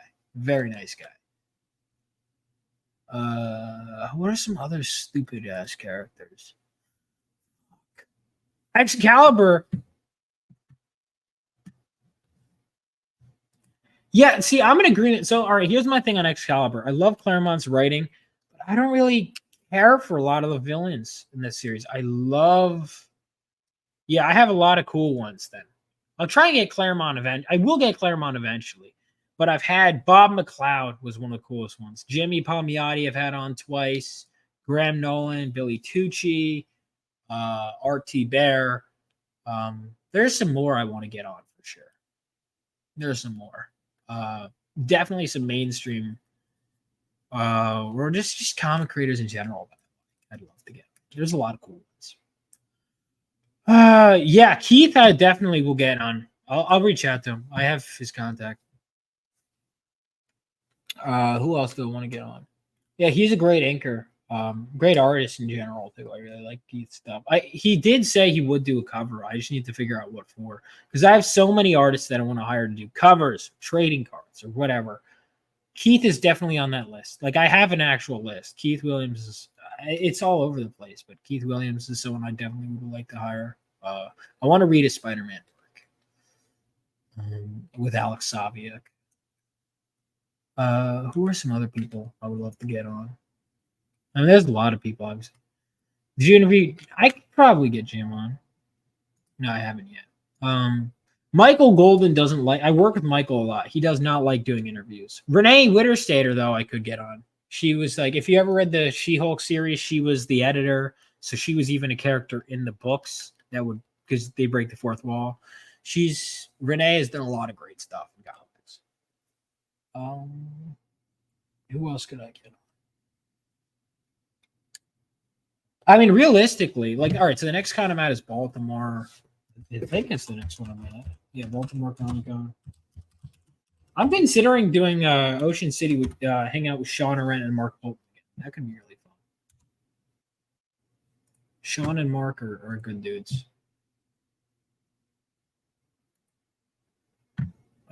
All right. Let's look at the because I'm going to be at Baltimore working half days at Michael Golden's booth and the other half is walking around. Networking is like everything.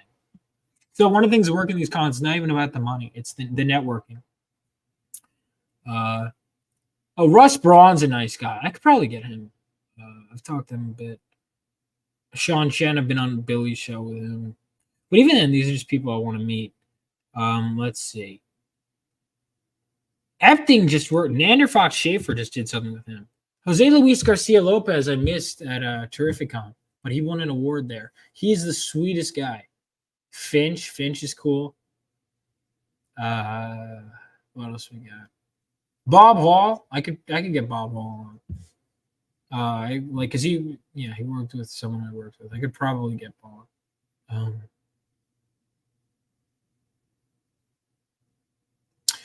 Oh shit! JG Jones agreed to come on. It's just been a while since I talked to him. I should reach out again.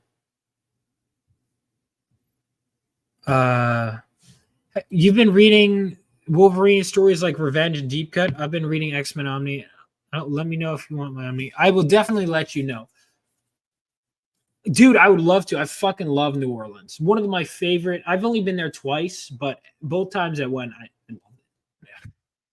I love it. I didn't, because last time I went, I wasn't 21, but now that I was old enough to drink. Dude, New Orleans, only place I've been to, you could take a drink, leave the bar whenever the fuck you want, because normally there's this awkward period where you're in a bar. Fuck, all right, who needs to finish their drink, wait a while, and then someone fucks off, and then you got to find them. Someone gets another drink. It's a whole thing. New Orleans, you want to leave? Take your drink and walk with you on the way to the next bar. You can drink it. Obviously, you can't bring it into the next bar.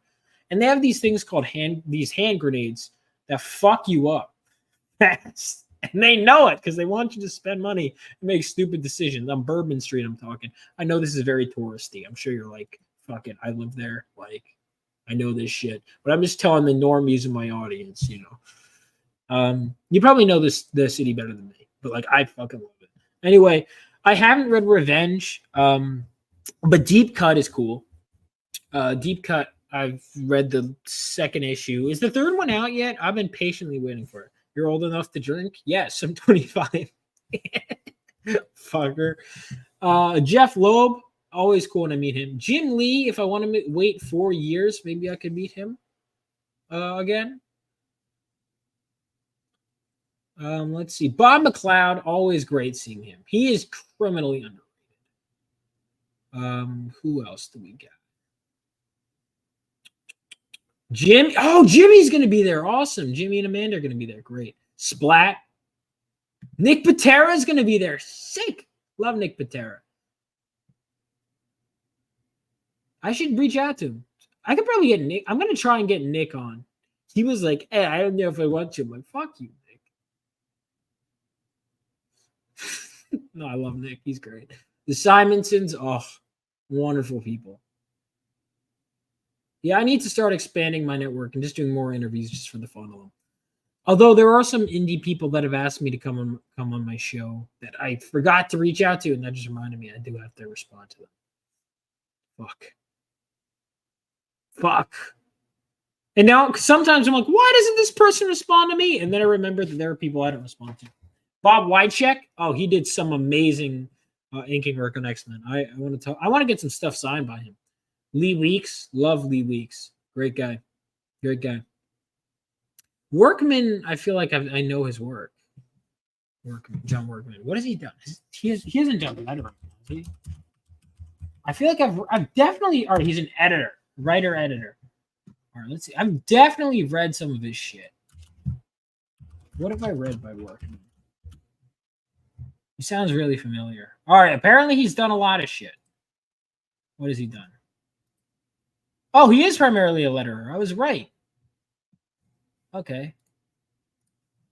Let's see what Workman has done. I will look. Yeah, I know. I got them good genetics. Let's see.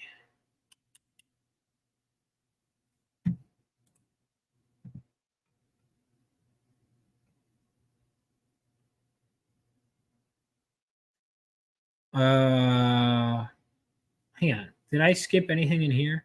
Maybe he's read some Batman, Detective Comics. Has he done any Detective Comics that I've read?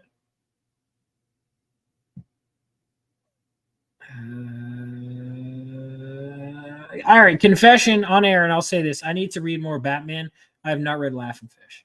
I need to read more classic Batman. I know. I need to. You're right to criticize me. I know you are. You guys are judging me, rightfully so. I'm not going to bitch about it. What the fuck is he? I've definitely read something that Workman has done. I've definitely read something that he's done. No, I didn't mean to click. The site is so goddamn slow. Fucking kill me. I'm gonna have to cut up the breakdown in the video.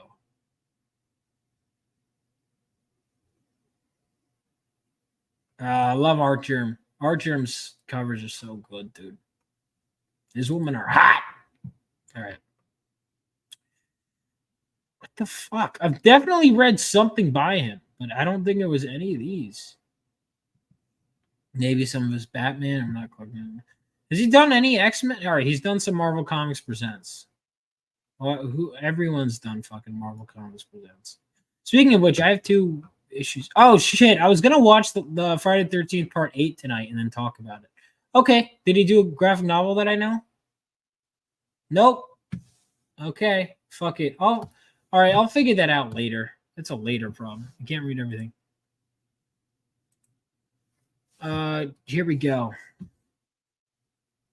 You're right. I can't read everything, but I try. Sometimes I'm don't. Oh, Billy Tucci's gonna be there. I can't show up. I'm kidding. I'll be hanging with the Tucci. Oh, fuck.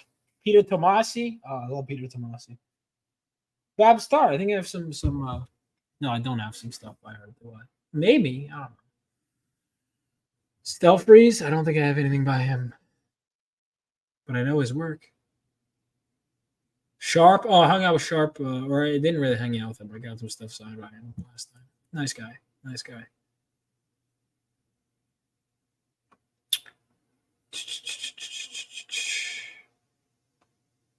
Yeah, Marv Wolfman's going to be there, right? He's one of my icons, dude. I got to meet Marv Wolfman. He's priority alpha, like big time.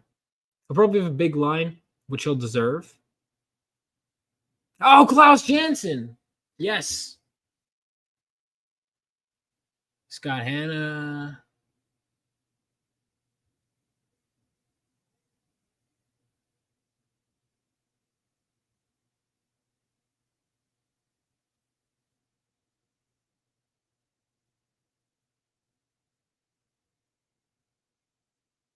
John Beatty.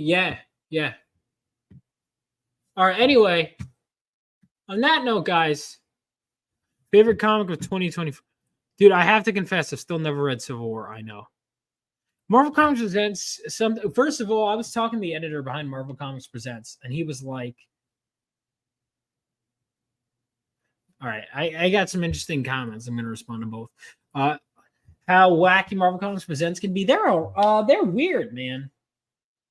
They're weird. I don't know. You know what's funny is I was talking to Terry Cavanaugh, who's the editor, and I was because I've been reading them. I'm like, why are so many of them Wolverine stories? Like, and he goes, here's what happened. He was explaining it to me, and he was like, so we did Wolverine, and then we did Cyclops was on the cover for a while, then Havoc and Excalibur, Colossus. He said, but as soon as Wolverine stopped being on the cover, the series still sold well, but the numbers started dropping, and so they started making it mandatory that Wolverine be in Marvel Comics Presents, which is why every fucking issue they have like a goddamn Wolverine story. Is because those first 10 issues, because Marvel Comics Presents it's like 4 8-page stories, and it's usually like part 1 of 8. You have to keep reading it, right? So the goal was to kind of dip your toe. There'd be a well-known character or not well-known character, this, right? And with Marvel Comics Presents, what happened was it was like the first 10 issues of Marvel Comics Presents have Wolverine on the cover, and then it was meant to lead into, I have him right here, lead into his ongoing, right? The problem is that the sales dipped after it was not about Wolverine anymore, because some people don't think Cyclops is as cool as Wolverine, and they're wrong. Cyclops is very cool, but like Cyclops, Havoc, Colossus, the Excalibur one I wasn't crazy about. Excalibur is a mixed bag for me. I didn't finish my topic. I'm very ADHD, if you can't tell. But yeah. So that's what happened. And I remember asking him about it. I was asking him about, because he was the editor for Weapon X, which I forgot to get signed by him. Terry Cavanaugh is a great guy. If you ever get the chance, definitely talk to him. Super nice dude.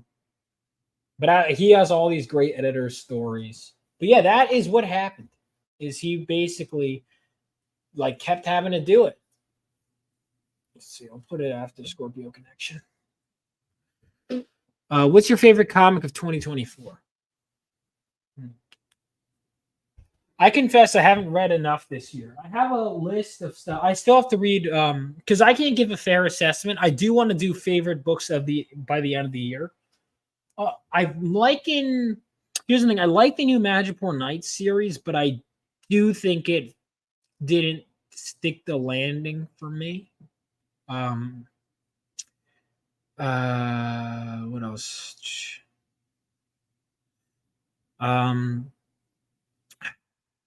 Phoenix 2.5, but I feel like that's kind of weird because it's like a friend of mine. But I can still say it. Plus, I gave feedback on it early on, so I really it feels, even though it came out 2024, I read it, at least the inked version, in 2023. I would say that one was great. I love Lost Pages 3. Phil did a great job on that book. A lot of my books are my friends' books that are my favorites right now. God, what else? Because I read like a lot of old shit. What's going on, Don? Hope you're doing well. Glad to hear you're okay. God, what else were some of my favorites this year? Lost Pages 3. Earthbound didn't come out this year, right? Did Earthbound? Because I like the new Earthbound issues, but I read all of it in one day. I don't know if any of it was. Did any of it come out 2024? When did Hotel Story come out? No, that was last year, right? No, it wasn't. Oh, holy shit! It feels like it's been a long year. Hotel Story is up there. Hotel Story is fantastic. Did that come out this year? It did, right? That's towards the top. Hotel Story, Lost Pages 3, Phoenix 2.5. But I can't just keep nominating my friends. That's a problem. I have talented friends, and it's like I don't want to give them favoritism. You know what I mean? I don't.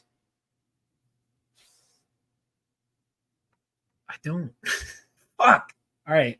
I literally have a list of comics that I log. I'm going to give you an answer. Watch the trailer for my comic while I do that. And I have a lot of chats I want to respond to. And then I'm going to probably chop up the part of me talking about this issue and upload it as a video tomorrow. But yeah, I'm going to play the trailer for my comic. Sign up for the mailing list, by the way. Is that pinned? Let me make sure it's pinned. Is that pinned? Also, subscribe to my gaming channel if you haven't already, because apparently the algorithm doesn't like me to diversify your content. And apparently some of my subscribers don't like me doing gaming streams. Like, Vaughn, I subscribe you for comics. Stop. subs. I might have lost some subs because of that. So to my gaming channel. Oh fuck! I forgot to actually post the link. There we go. That's the link to my gaming channel. Subscribe. That way, when I have a decent enough base, I'm gonna keep doing Zelda. I still haven't played Stellar Blade. Anyway, that stuff. Is my pin comment? Join the. Oh yeah, if you haven't already, sign up for the Phenomenova list. If you want to get the book when it's actually printed, if you haven't bought the book yet, make sure you do that. So join the mailing list. Link is pinned in chat. I'm going to play this, and then I'm going to get the books of comics I read so I can give you an actual honest answer. Because I like talking about comics.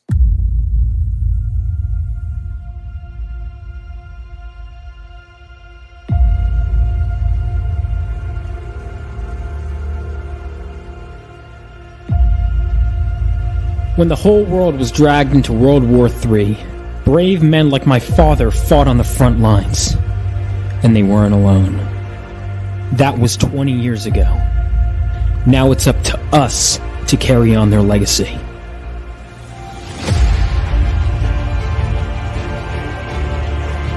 And every so often, the earth from which we come gives way for something new. Something greater to be born, and with them, even greater threats to face.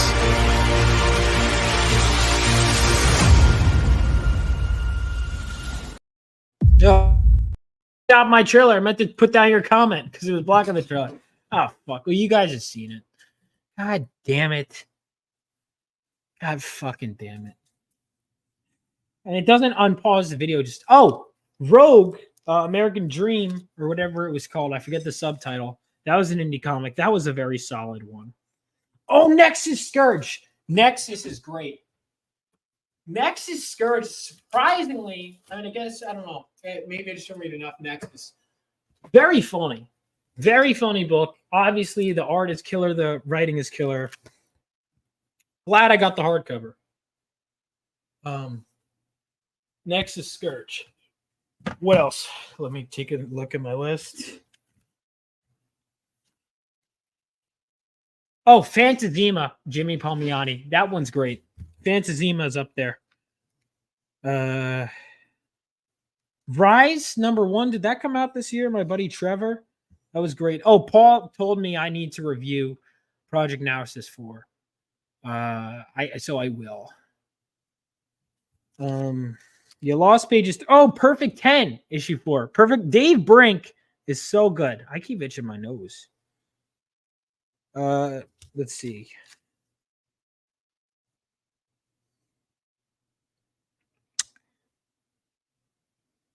Oh, wait, the new Johnny Phantasm isn't out yet, right? 2001. Did it release? Because Patrick sent it to me for feedback. I'm not sure if that one's out yet. I don't know why I wrote it down. Like, is it out? Joe Frankenstein, although no, because that was a reprint of an older issue, so I don't think that counts. Oh, I read Geiger Ground Zero #1, and then I never finished the series. Yeah, I have to read more, dude. Blue Geisha, I never finished. Yeah. So I guess right now, my favorite of 2024. Do I want to say Lost Pages 3? It might be Lost Pages 3, actually. It might have dethroned, because Fiendish 2.5, it's tough because I did give feedback, so it's like got a softer place because it's cool seeing it. I'm not saying I was a part of the creative team or anything, so it is cool seeing that. But Lost Pages, I mean, it's a bigger book. I might go with Lost Pages 3, honestly. Or Hotel Story was really fucking good. Hotel Story, I had heard that Narwhal was a genius. And that was the first Narwhal book I read, and I was like, this guy is a genius.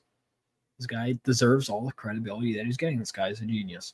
So either Hotel Story or Lost Pages 3. I think I'm going to go with one of those two. Oh, did I write Bronze Star? Bronze Star came out last year, though, right? Bronze Star is fantastic. It is a great book. Marvel should censor that new Fantastic Four comic where the Torch bangs the alien centipede lady. That can't be real. Lots of Sam Keith covers in Marvel Comics Presents. That's why Logan was the big character in the Fox X-Men movies. Well, actually, so my mom. So I don't know how much she's talking about this. So I have a family friend. Fuck it. I have a family friend who is creator. I'm not creator. I'm sorry. Who worked in the X-Men movies? A family friend of mine, and his favorite X-Men growing up was Wolverine. So that's why. I'm sure there were other reasons too, but that's why. What was that? The to my comic? Yeah, dude. Let me know. Yeah, the comic will be so it's all the pre-order copies are done, so all the exclusive trading cards that's gone. Those are going out to my backers, But now that the book is done, I was just talking to a printer today. So, like I mentioned earlier in the stream, the stickers are being done right now. The book is going to be printed hopefully by end of October and sent out. Issue 2 is already 15 pages have been colored, or 15 pages have been inked, 10 pages have been colored, and they're already beginning. My colors is beginning. And it's the issue 2 is going to be 24 pages. Issue 1 is 68 pages. So expect, as long as I could keep breaking even, at least, obviously I'd love to make some money, but as long as I could keep making enough, we can keep this series going, Yeah, I had a love with Rachel Summers. Yeah, Rachel Summers, listen, I don't like, normally I would never be like, I want a girl with a mullet. Rachel Summers can rock that shit, which is not a style women should generally have. But listen, Rachel Summers, hello. You know what I mean? Like, she wore some outfits that there were a lot of BDSM outfits in X-Men, to be honest with you. But Rachel Summers, she had a look to her. She was into some shit. But she was thick AF, dude. Rachel Summers, criminally underrated character, dude. Criminally underrated. Rachel Summers was fucking hot, though. Like, again, weird hair, but she kind of rocked it, man. Yo, you loving Omega Mission. Dude, I'm excited for Omega Mission. Dude, awesome. I would love to. Yeah, I haven't heard about your comment in a while. I was just wondering. Yeah, I will happily edit your book. Thank you. Void Rivals. I had that handed to me last year at Heroes Con. I haven't read it, but I have heard Void Rivals is fucking awesome. But I just haven't read it yet. I've heard that, Void Rivals, IDW Transformers, IDW G.I. Joe, and what the fuck else? Ultimate Spider-Man. Did I get the fingers? Whatever. Lost track. I enjoyed Void Rivals. I need Volume 2 to come out soon since I hear Hot Rod appears. I have to read. I have to get into Transformers. Go to Horny. Dude, I'm just saying, Rachel Summers, guys, come on. Like, what a woman. Dude, Alan Davis. I talked to him and I told him, like, Alan, you draw great women. He does, dude. They thick. He draws great everything. But, I mean, come on, dude. Like, look at, again, you could say go to Horny Jail. I didn't draw this. I didn't create this. Like, that's BDSM shit. I'm sorry. She's into some kinky shit, dude. There's even a part where I think she switches outfits to someone else, and they're like, oh, it's kind of poking on the inside. It's kind of spiky. Like, she's into this weird shit, dude. Don't blame me. Wait, hang on. Yeah, like, what did I just click on? Like, come on. Like, oh, dude, and then when she beats the fuck out of Joe, she was crazy powerful. How was she able to control the Phoenix Force, though? They kind of just didn't explain it. Megan is hot, but Megan and Captain Britain have a very, honestly, bad relationship from everything I've read. Like, they don't... Dude, hold on. Enhance. She would wear the fucking hottest outfits, Rachel Summers. And she wasn't even like trying too hard. She would just. Why is this image the lowest quality image of all time?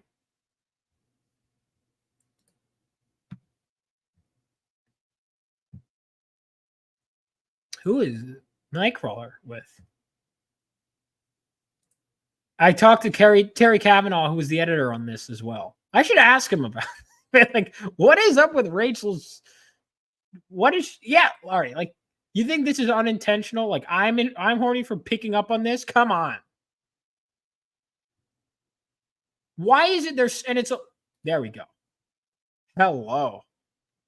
You know what? Like, I could deal with the mullet. I could deal with the mullet. Oh, let's see the cosplay.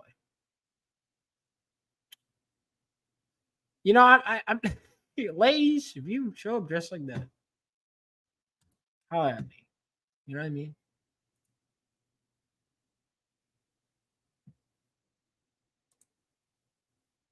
Those Jean Grey jeans, I swear, dude.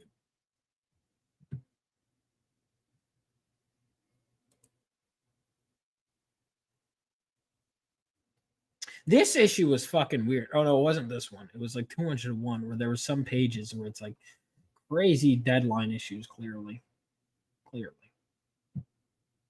Psylocke. All right. So Alan Davis is great, but like, come on, she wasn't a great character. She was always hot, I guess, but like, she wasn't until they turned her Asian. She was kind of fucking boring, to be honest with you. Like, she was like her stupid fucking. I'm sorry, this outfit's boring. She's not a bad character, but she just wasn't interesting. I was like, give me any other telepath. It wasn't until she got the other stuff she became more interesting. You know what I mean? They made her gay? Well, according to Claremont, she and Kitty Pryde were supposed to be in a relationship. They were supposed to end up being like bi together. I can't help but notice that a lot of Claremont women were bisexual. Just gonna leave that there. The new Transformers and G.I. Joe are excellent. Real love letters to fans, the toy line, and the classic Marvel stories. I have heard that. I have heard nothing but good things. In Ray's future, Jean was the actual Phoenix still. Still? I thought she was... No, Jean was dead in Ray's future. In Ray's future... Because she had died before Days of Future Past. Right? Wasn't that the whole... Her whole existence is confusing to me, too, because Jean at that point in time was dead. So, and Claremont thought she was going to be dead. So why did Jean have a daughter in that future? If Jean was dead before she could have a daughter, I don't get it. Rachel, all right, we're gonna go with our chat. All right, we're going full degenerate now. Fuck it. That's actually not full degenerate. We're just gonna ask. All right, Babe of the Night, X-Men Babe of the Night. Who is the hottest?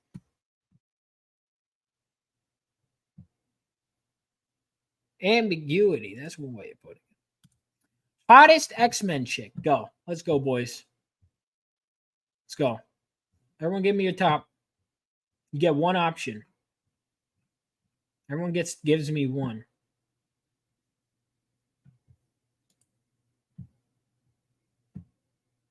All right, I can't wait to see Psylocke re-meeting Captain Britain. What issue is this? 55. Okay, so I'm a bit of a distance from there, I think. I read 34. So I'm not sure if that'll probably be after. That would be after Claremont had left the era, right?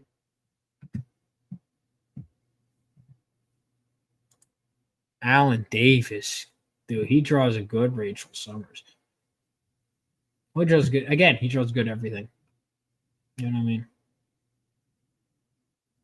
But yeah, Excalibur, I like the character dynamics, but I just don't care about the villains. I think Jamie Braddock's is interesting. Emma Frost, Rachel, Storm. Nothing will ever top Storm's original outfit. There were some issues early on. I was like, holy shit. There were issues. If you want to talk about ways we were robbed, Sean, I will tell you this. There is an issue where they're laying by the beach, and Storm is saying, as someone who's from, she's butt ass naked when we first meet her, and she is venting to Colossus about how ridiculous it is in America that we should put on clothes on, especially to swim. That we have to. She's like, this is ridiculous. Hang on, let me find her exact dialogue. And I'm like, you know what, honey? I agree with you. It's insane. They should let you be naked, please. But it's true. Like, she actually said that. Hold on, let me find the dialogue. And I was like, you go, girl. Very supportive.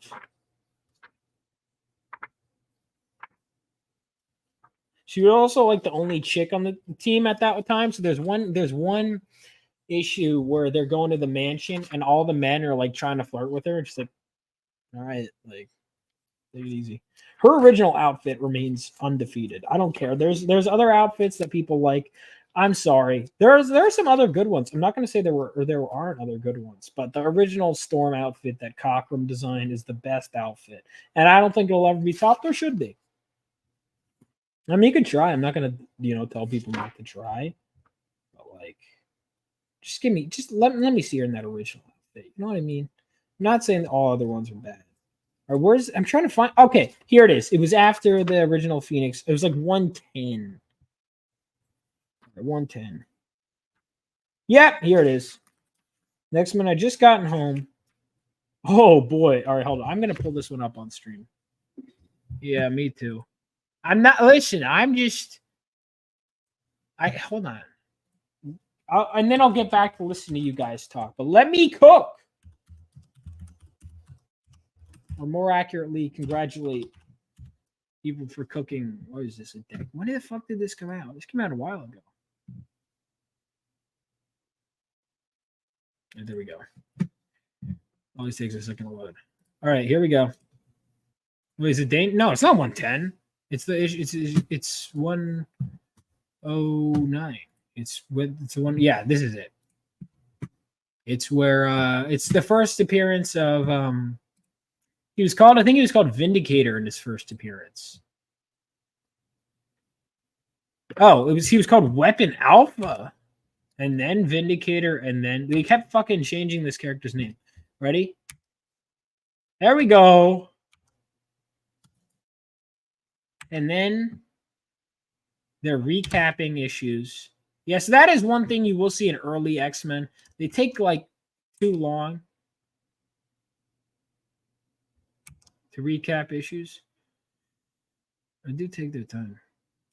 Oh, I love this. Dude, Kurt Wagner is so cool. Anyway.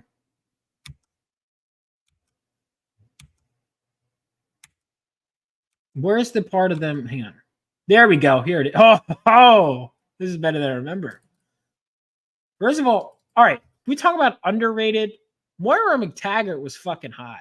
Like, let's be honest. Like, she's underrated. There we go. Yeah, I had a feeling that it was just the same guy. Yeah, I know who you are. You got a new account, right, bud? Yeah, it's Punisher, same guy who came into my chat. Yeah, let me be for a second. So, they're anyway. Moira McTaggart, underrated.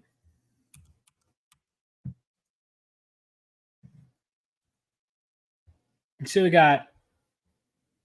She's like, I remember, my friend. I will never understand. It is only for the professor's sake that I endure this land's strange taboos. Pete. Oh, wait, hang on. When did she say? Oh, she says it right here. What a marvelous feeling, Pete, to have a day to ourselves. That danger room. The sun feels so good. Reminds me of home. Gods, I wish I didn't have to wear these absurd scraps of cloth. And I'm like, I agree with you. Yeah. Anyway.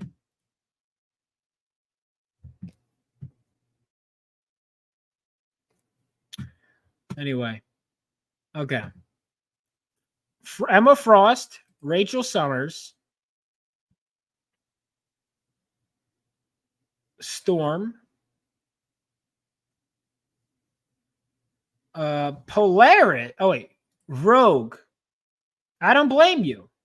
Rogue. Polaris. So did you change your answer? All right. Rogue. I just read the Savage Land issue. Very good. Rogue was like hot, but she was more of like a tomboy kind of hot. I feel like almost earlier on in the earlier days. You know, I really think she was reinvented in the Savage Land. That was the last issue I read of X-Men was the Savage Land issue. So I have to read 2 more Marvel Comics Presents and then Extinction Agenda. I might even start it today. This is like years of Friday the 13th I've gone through without watching Friday the 13th. I was gonna watch part 8 tonight, and then this stuff came up, and I haven't even written today. I was gonna write today. All right, Punisher is just a troll account, I guess. Anyway, all right, yeah, it's the same guy, just in a different account. Listen, if you don't contribute anything to the discussion, you're just annoying. I'm gonna put you in timeout. Anyway, yeah, so Polaris. I don't know. We're going Rogue. All right, so Emma Frost.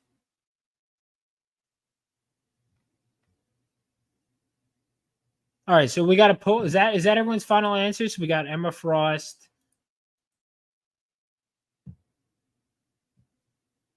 We got Emma Frost, Rogue, Storm, and Rachel Summers. Do we have any more contenders, or are those our 4? I'm gonna do it to a poll. I'm gonna do a poll. Jubilee. That is a wild choice. Hottest X-Men girl. Oh, sorry. I should clarify. We're not saying best X-Men girl. We're saying hottest X-Men girl. Is Jubilee your honest pick? Obviously, I'm going to assume when she's older.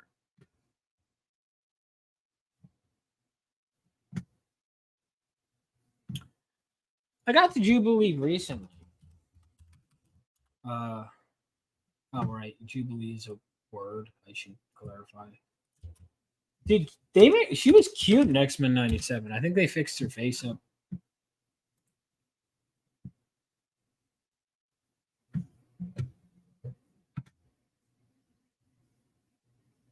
Yeah, they definitely fixed her face up in X-Men 97. The original Sean Monroe. All right, so I guess that's it. Emma Frost we're going to counter even though she's a villain. Well, she becomes an X-Men now. But, dude, I don't know she must have had some crazy redemption arc. Because she is a fucking horrible person in Chris Claremont's run. Like, I don't know what her redemption arc was. But it must have been wild, dude.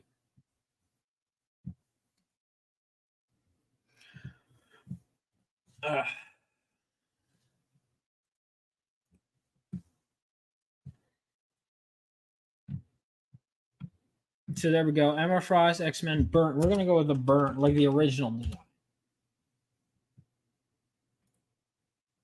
All right. Come on, Chris and John Byrne. Come on. Like, what is this?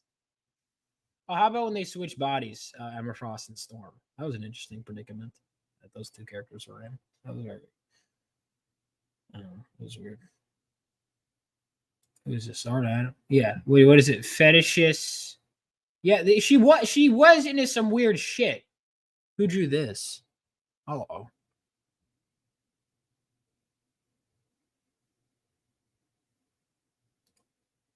Oh yeah, she used to smoke.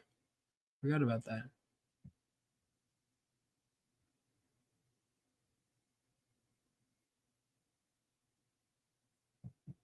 Oh, Selene is underrated. Selene from the Hellfire Club. And there is one, it's Emma Frost, Art Adams. It's an Art Adams cover. It's like the new Hellions. Yes! Love this cover. I love this cover. That's one of my favorites from Art. Underrated. Okay. What did I want to touch on? Jean. So Rachel, Storm, Rogue, Polaris, and Jean. Are these our last contenders? Well, Dawn, you have to pick one. You said Rogue. Rogue and Polaris. Quanon is okay. The original, not X-Men, but Celine, Madeline Pryor. Yes, Celine and Madeline Pryor. But if we're all right, we're talking they have to have been a member of the X-Men. All right, Jubilee, fair enough. Bird boobies, yeah. All right. Quanon is okay, but I don't like how they did that. So what was weird in the original comics is like, because I was reading it, she doesn't like switch bodies, like because that was the story I had heard all this time. And going back and reading the original story, like that clearly wasn't the intention. She just gets like turned Asian, and it's like what? Like they like literally alter her face and her body to make her like they just transform her into an Asian, and it's like what? Okay. Like, I'm not even kidding. That's in the actual story. That's what happens. And then later on, they retconned it. We're like, oh, they actually switched her body. And it's like, okay, man. X-Men is fucking weird, dude. Well, obviously, you're not going to. Yeah, I wouldn't. Listen, I wouldn't make out with any villain. Same thing like Poison Ivy is hot. But, like, if we're being honest with you, she'd fucking kill me, dude. All right, so. Yeah. Ranch. I haven't read that. That's Lobdell, right? So Don, you have to pick one. Are you sticking with your original Rogue or are you going to Polaris? I think you said Rogue. I can fix her. Yeah. Ben Swallow also. I love it. All right. So we got Jean, Rogue, Storm, Jubilee, Emma Frost. Everyone's allowed to enter in one. So Rachel, Emma Frost, Storm, Rogue, all right. Hold on, let me go back through and make sure I'm going back to the comments. Rachel Summers, that's who started the conversation. Emma Frost, Storm. We got 2 votes for Rogue so far, but I'm going to say Rogue, Jubilee, Jean.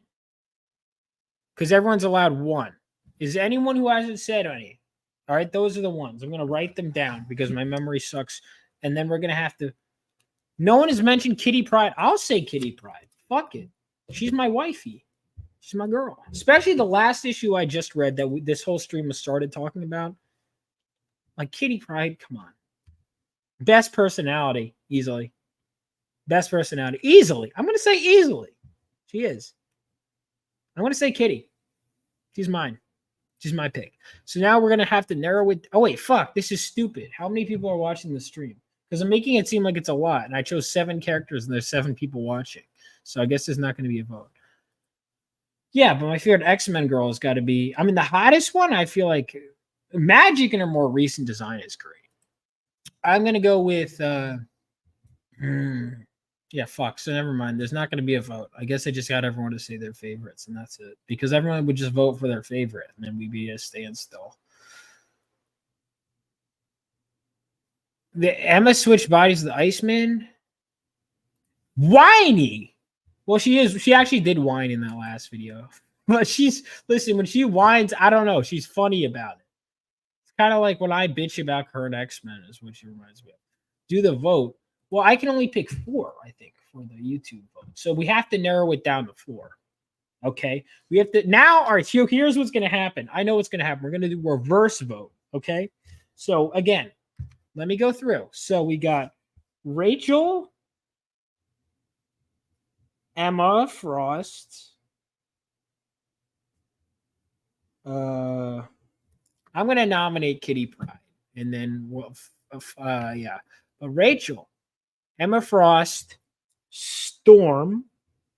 I'm shocked no one said Psylocke. Rogue.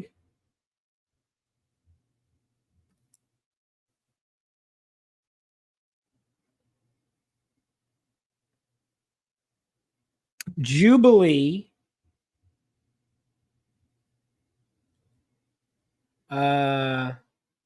Jean. 1, 2, 3, 4, 5, 6.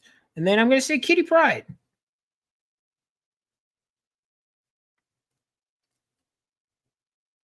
All right.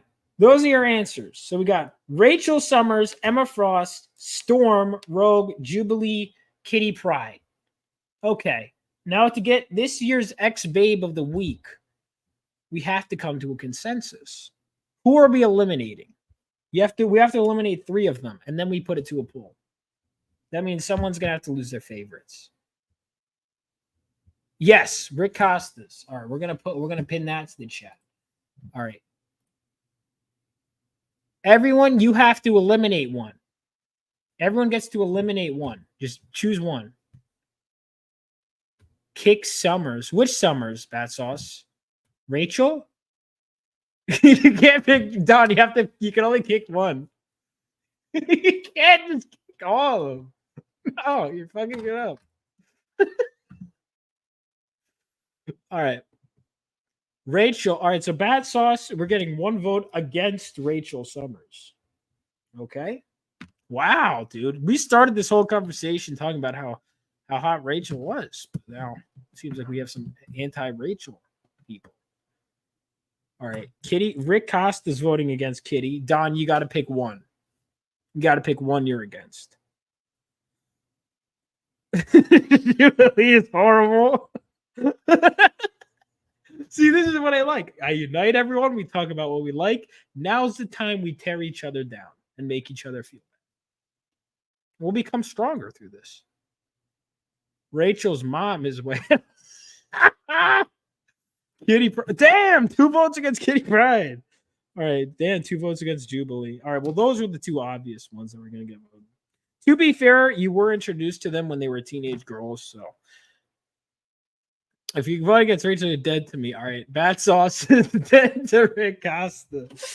All right. So far, it seems like okay. Fuck, man. Looks so Kitty Pryde and Jubilee are definitely out. Well, fuck me, I guess. All right. Sorry, Matt. Wait, who? No. Oh, name changes. Name changes. Said Jubilee. I guess we both can go fuck yourselves according to the chat. I listen. You said Jubilee, so I said Kitty. And I stand by it. You guys are bastards. What you thinking to Kitty Pryde? All right. So Jubilee and Kitty Pryde are off the roster. So now we have 1 girl to eliminate now. All right. Rachel Summers, Emma Frost, Storm, Rogue, and Jean.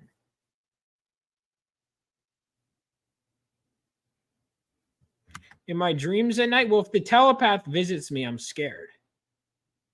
If Emma Frost is into some weird shit, and I don't know, so is Rachel, but Emma Frost is a psychopath.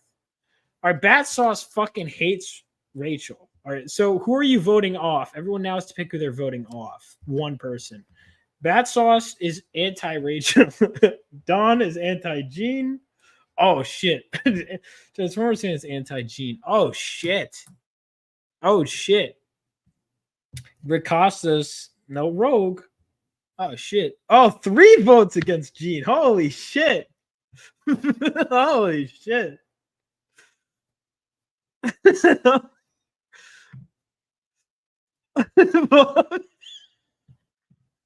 Dude, he's already losing his mind. Oh, this is fun. This is fun. I should do these streams more often. Fuck, he's like, no.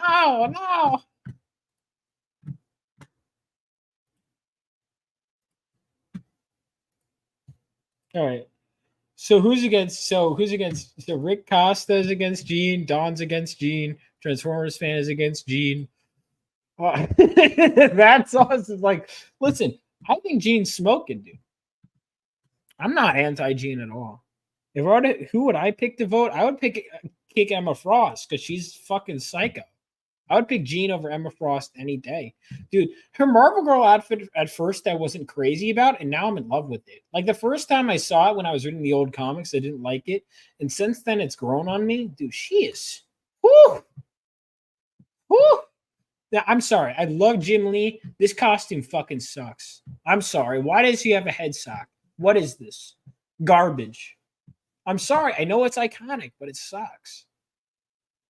Like, here's the thing. It's the like worst costume. All those Jim Lee costumes are great. But I think this one's fucking stupid. I think it's a dumb costume. And though the Maya was right for getting rid of it, it sucks. Sorry. Jean Grey. All right, hang on. It's Phoenix. All right, so Jean Grey versus Emma Frost. Like, she fucking destroyed. By the way, her. Oh, come on. Are you sure you want to vote her out? Cake. Dude, and then she fucking manhandles Emma Frost. Like, get the fuck out of here, stupid bitch. Totally just yeets Emma Frost's stupid ass. Come on. But, you know, you guys can enjoy being wrong. I'm on Bad Sauce's side. But I guess it doesn't matter. Phoenix is hotter, though. Yeah. Did I? That costume sucks. There's literally 2 of Jean. Yes. Yeah, exactly. She'll gaslight you.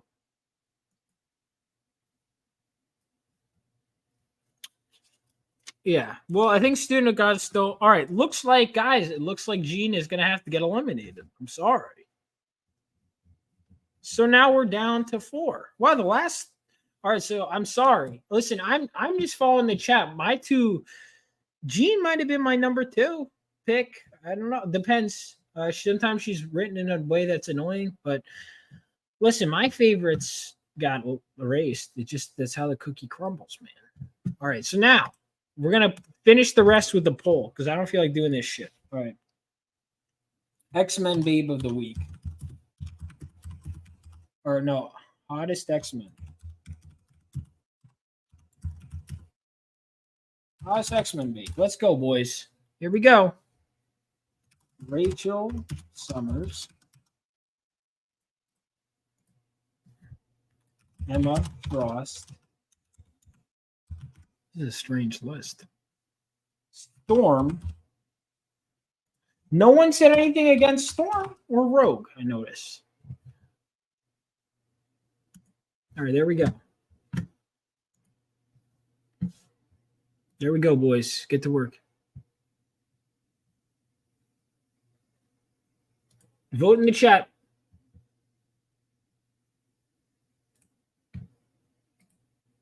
Vote in the chat. Let's go.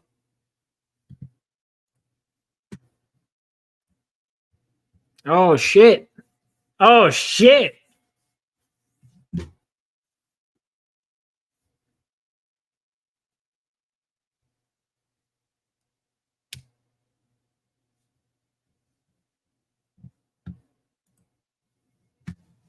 Yeah, I'm sorry. Listen, mine got voted out early too. Us men of culture.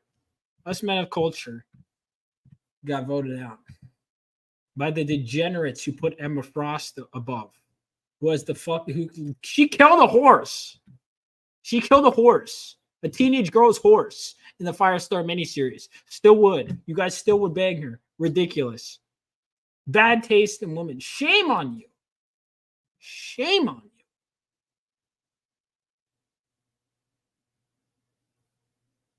Damn, Rogue's winning.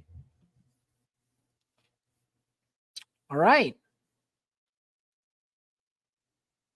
See, I like Rogue. I've always thought she was hot. To be fair, my introduction to her was to the animated series. I mean, not to the animated series. That's probably, if it was the animated series, it'd probably be higher up on the list, but it was the movies. It was my first introduction to Rogue. Oh, you guys did that just to fuck with me. Listen, I think Emma Frost is incredibly attractive, but she's also a fucking horrible person. Like she is. These other girls aren't horrible people. and have large breasts. Come on. But no, you're right. Let's go with the one. Let's go with the one with the bad person. She is rich. You fucking gold diggers. You guys are whores. Honestly. You just want Emma Frost to step on you. Because she does run a BDSM club, you dirty. You are. You guys are filthy animals. That's true. Yeah.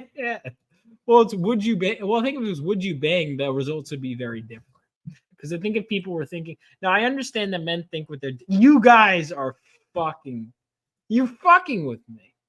You're totally doing this just to fuck with me. I do like Emma Frost. I do think she's hot. But you're really gonna vote her over Storm or Rogue or Rachel Summers? Like, I think she's hot. Don't get me wrong, she's one of the hottest comic characters, but like over the other options, like really? Like, okay, Rachel has the weird mullet. I get that. But like Storm? No, I understand that. She's a sexy character. It has been from her inception. That's the whole point. But it's like, guys. Yeah, Rick Costa gets it. She's been around the block too much. You know, Rogue hasn't really. Storm? Rachel Summers is into some weird shit. She is into some weird shit. She could make her outfit anything she wants to, and she makes her outfit a bondage costume. Now, whether you think that's a positive or negative is up to you, but there's no question in my mind that Rachel is into some crazy shit. Regal and powerful for me. Rachel Summers I always see as a kid. As a kid? Hold the fuck up. In her bondage outfit? Rachel's isn't she? She's got to be a grown woman when she's so, right? Rachel, she's an adult when she shows up, isn't she?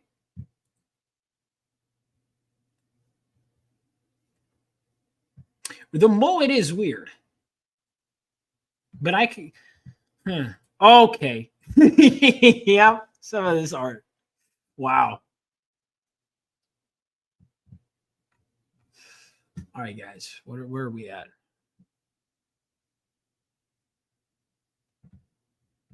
It's true. A kid, yeah, she is not a kid when she shows up. Rachel. All right, hang on. There's that one issue where she and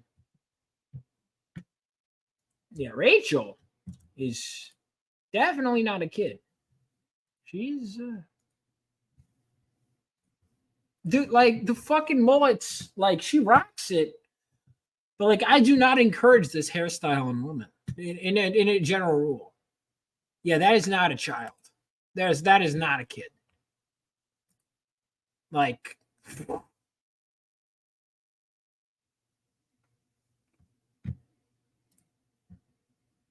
Rachel's fucking awesome, dude. What a good character.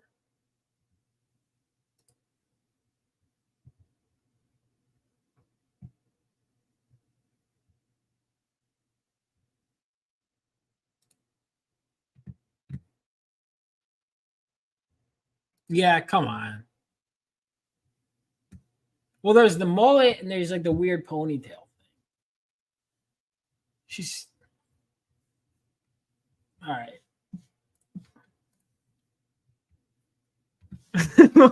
Look, it's Osaji. He's still there. So check out the gutter. Dude, I forgot I gotta get Pete Cimetti on. Shit. All right. I gotta get Phil, Pete Cimetti. Who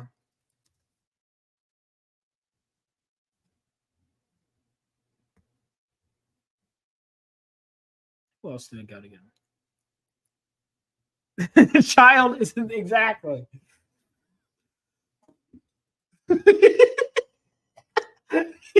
It's true.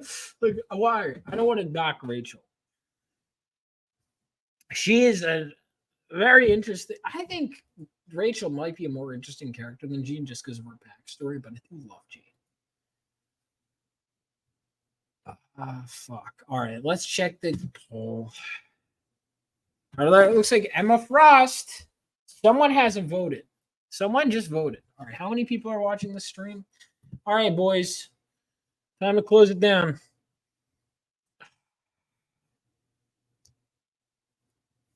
I don't know if I could pop in. Fuck, dude. I waste 2.5 hours. Holy shit, I streamed for a while. Wow. I had fun. What can I say? You guys keep me entertained. Thank you guys for this has been a really fun stream. It's been a really fun stream. Checking it. I was gonna do some writing tonight. I was gonna watch Friday the 13th. That's probably not gonna happen. If I did, it would go over into Saturday the 14th. All right. You guys disappoint me. Oh shit. What the hell? Rogue just took over. Just happened. The new people just show up. Damn, you guys really. I thought Rachel was, because there were like some advocates for Rachel Summers. Looks like one of them left because there were at least 2 people talking about it. Oh, Allie came in. I voted Storm because I know who Rogue is, but I thought she was a child. Rogue. Well, Rogue, here's the thing, because I was talking to Michael Golden, who's the co-creator. I work with him and the artist, and it's really funny. So him and Chris were talking. Chris Claremont gave a what Michael describes as a very poor description, because Rogue was supposed to be black, but Chris didn't mention that in the script. So when Michael called Chris on the phone, was like, "Can you describe it?" It was Grace Jones. Did she have a white streak in her hair? Who's the one that had a? There's some singer who was a black singer. It might not have been Grace Jones. Some singer who had a black streak in her hair, or a white streak in her hair. And Michael just goes, "I don't know who that is." He goes, "Oh, she just has a white streak in her hair." Failed to mention that the character was black. Also failed to mention that Rogue was a 15-year-old girl. Or no, not 15. She's got to be like 16 or something in her first appearance. But Michael, who was the artist, didn't know that she was supposed to be like 15. So she's drawn, if you look at her original appearance, to look older than she was, because Michael didn't know. He was like, he had no idea that Rogue was supposed to be a teenage girl. And then he was like, "You didn't tell me that." And Chris was like, "I didn't tell you that?" Like, I was at the dinner. I was at the table that they were talking. It was right before New York Comic Con last year, which I'll be working half days at New York Comic Con this year as well at Michael's table. It gets fucking busy in New York Comic Con. And but yeah, Michael was telling me that that was the case, that it was supposed to be a teenager and that he didn't know that. Yeah, exactly. She looked old because that was the instruction. Dude, Rachel is not underage. All right, I gotta. First Infection was the first movie. That's how I first learned too, because a family friend of mine made it. But also because, yeah, it was a movie. But Rogue, where is she? Her first appearance is.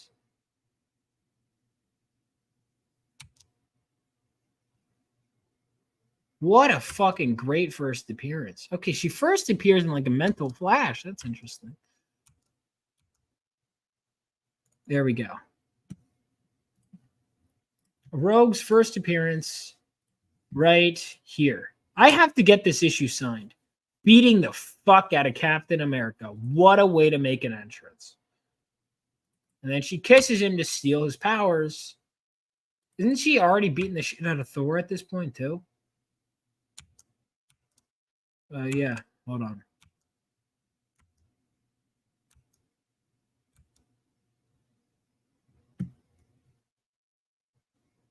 No, she beats the shit out of Thor later.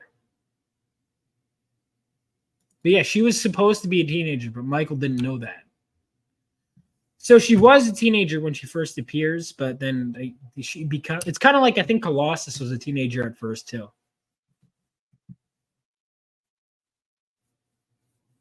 No, you didn't know that? Yeah.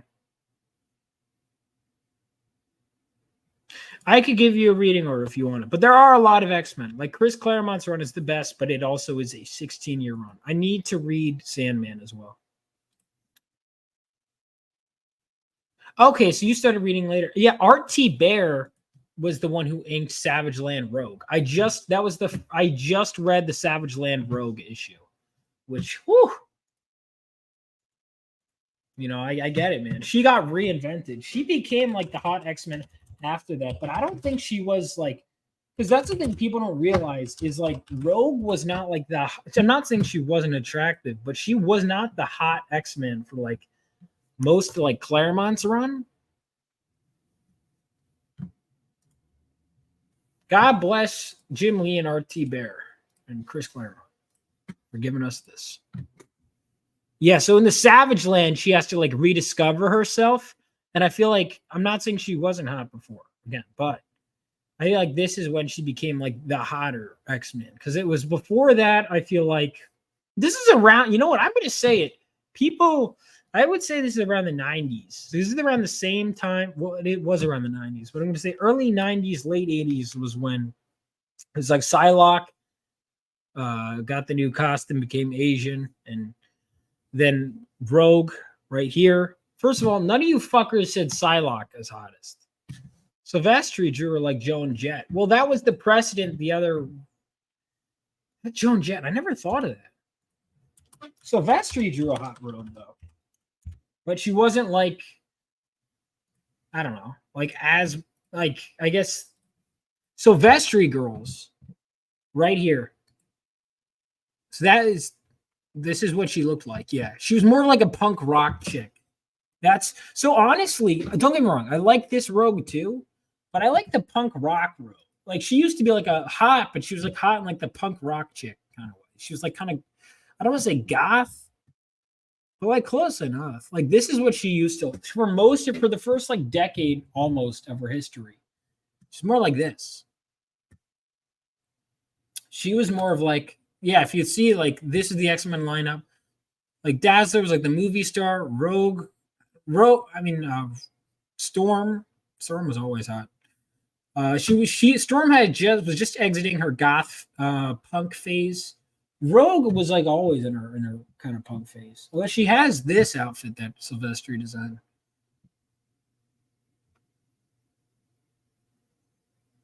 But yeah, this is like later when she had this look.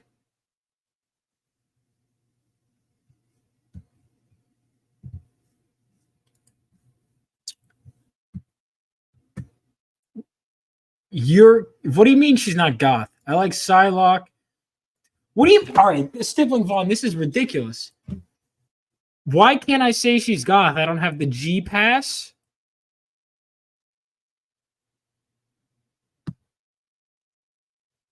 So it's, I haven't read that. I just got to the issue in the Savage Land. Like the cliffhanger ending is where Magneto saved Rogue's life.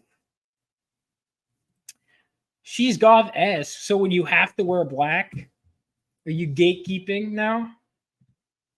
She's punk. All right, fine. She's punk. She's not goth. You happy? Fuck. Well, she wears a lot of black, but I guess you can only wear black. You can't supplement it with green. She has to wear like eyeliner and shit. All right, fine. Take your I don't care. She has large breasts. That's all right. Gosh. All right, literally, yeah. Literally, yeah. I was the representative of the goth community. All right. Anyway, Rogue seems to be winning. So you have to dye your hair to be goth. You can't be, so you're not allowed to be goth with what if you're born blonde? Like, I mean, not that I wouldn't want to be goth because honestly, fuck that noise. Goth men are kind of cringe, you know? Yeah. Well, okay. Vaughn, be careful. What am I being careful of? Of what? I don't get it. Anyways, is it true? So I just read the Savage Land Rogue issue where Magneto and saves her in the Savage Land. So it was a cliffhanger ending. So I'm about to read that storyline, but I think it is. I watched it in X-Men 97 first. I'm being nice right now. What did I do wrong?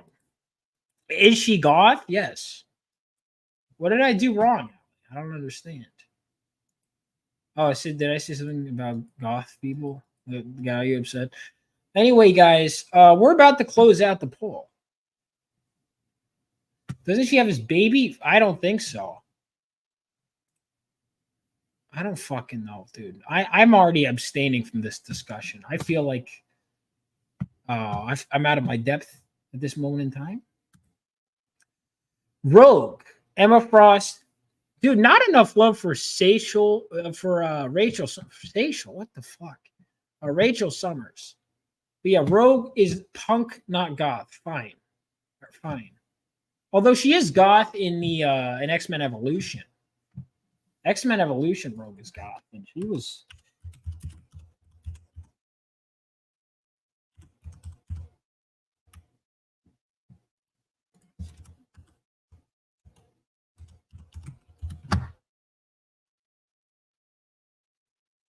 Dude.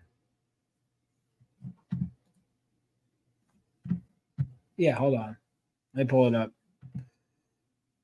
What about Mystique? Should be anyone. A lot of goth culture came from music. It is a well-defined subculture. Cool. Wait, hang on. It's a culture? This is X-Men 90 or X-Men Evolution. Dang. Kitty's voice is kind of annoying in this series. See, all right, I got like this. I could get behind this. Metaphorically, guys. All right, you know what I mean? I'm not disagreeing. I don't know. She got, yeah, I don't know. I was just saying Rogue was punk, and then maybe goth, perhaps goth. I guess not. Yeah, but that she is goth in X-Men Evolution. Anyway, so it seems like Rogue is the winner of this poll. All right. I've seen some episodes of Evolution when I was younger. All of Wolverine the X-Men. Yeah, I'm the same boat as you. Dude, fucking finish X-Men 97. X-Men 97 is awesome. No, I think you're right. You know more about goth than me. I'm just fucking with you. Objectively, because I'm not, you're goth and I'm not. That's it. I just look at you, I'm just like, that's a girl wearing. I know a goth girl when I see one, except apparently not sometimes. All right, Rogue is punk. Okay, she's punk, guys. She's punk nowadays. But that's not what's important. Is not the clothes. All right. What's important is her cup size. Ayo! Am I right, boys? Come on. It's true. She has a good personality. Have you guys read the one issue where she's playing baseball in her underwear? That was a good issue. I forget what happens in that issue, but I remember that part. I couldn't tell you the issue number. But it was a very well drawn ass, if my memory serves. Oh, shit. Well, all right, but don't you have all right, so if you had smaller breasts, you wouldn't wear a D cup because isn't that dependent on the size? Right? I don't know. But hold on, no, but if I have a size 10 shoe, then I have a size 10 foot. So no, I'm right in this matter. 13 votes. Votes are still coming in. Okay. Should I shut down the poll or should I leave it open? Creators Outlet, you must vote. Hottest X-Men girl. We've narrowed it down to 4. Now I am upset with them that they would blaspheme my wife, Kitty Pryde. Of course, when she becomes a revolt, let me make that clear. But she has the best personality. I will say, all right, I got to vent about something. Why did they stop giving Kitty Pryde curly hair? Like, look at this fucking bullshit.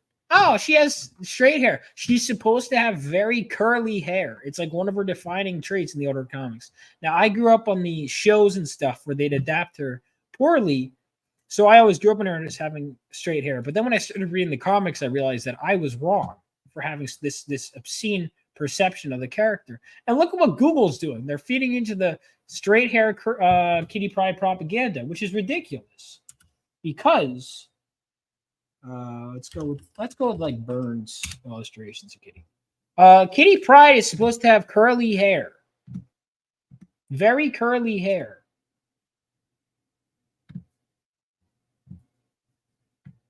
Like, come on. All right, Alan Davis. Alan Davis draws. Well, all right, so that was the JRJR. By the way, this is the best costume for Kitty Pryde, not the fucking generic yellow one. This is the best costume for Shadowcat. Right here. This one. Alan Davis, man. What a legend. Kitty Pryde, she's smart. She knows her shit. She's a gearhead. She's a nerd. She likes rock music. She likes Star Wars. Come on. But no, let's put Emma Frost on the fucking list, who's a psychopath with large breasts. This one likes feet that weigh on what? Shut the fuck up. I like feet. What are you talking about? I don't like feet. I don't understand. How can someone be attracted to a foot? Like, it's a fucking foot, dude. You know, I'm not shaming people with foot fetishes, but like, I don't get. And then I had my one friend who had a foot fetish. He was trying to convince me that like most of the population has a foot fetish, and I'm like, then why does everyone clown on you? Why is it every time we're at a social gathering and someone mentions they have a foot fetish? If it was most of the population did, then why do we all turn and go, what? When someone mentions they have one? Because you're not the majority. You're coping. And it's like the people with foot fetishes, they're always trying to be, guys, it's really popular. I swear. It's like, no, you're not. So we're doing that thing I told you that you do when you never read the entire chart out loud. Okay, fine. Why are feet the first thing that Vaughn thought of when discussing breasts? Because that was a size. If I'm a size 10 foot, okay. I didn't gaslight you. I didn't intend to. If I did, that was unintentional. I move very fast. Anyway, yeah. Fuck you guys. Wait, why did I say fuck you guys? What did you guys do again? Oh yeah, you voted off the character. That's okay. It's a democracy. Rogue is not a bad choice. She's not a bad choice for the hottest X-Men character. Although I do, most of the one stuff I've read is she's punk. I'm sorry. Hang on. Rogue is hot, but is she hotter than Jean Grey? I'm going to say no. It's a hot take, but I'm going to say no. Jean Grey is not hotter than, Rogue is not hotter than Jean Grey. Now, to be fair, a lot of modern comics, I understand, but like, I'm sorry. Jean is not. Well, I'm not concerned in that department. For Costa, you know what I mean? No concern in that department. Now, anyway, back to the discussion at hand, ladies and gentlemen. So Rogue is not hotter than Jean Grey, but all right, I'm going to tell you my pick if I were to vote in this poll. If I were to vote, would I vote Rogue? Rachel is into some strange stuff, but that's not necessarily a bad thing.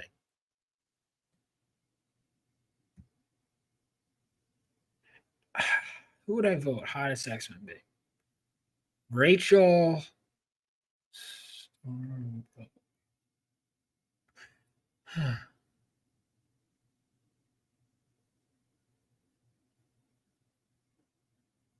There's no wrong answer. Like, I'm fucking with you guys, but like, these are all good picks.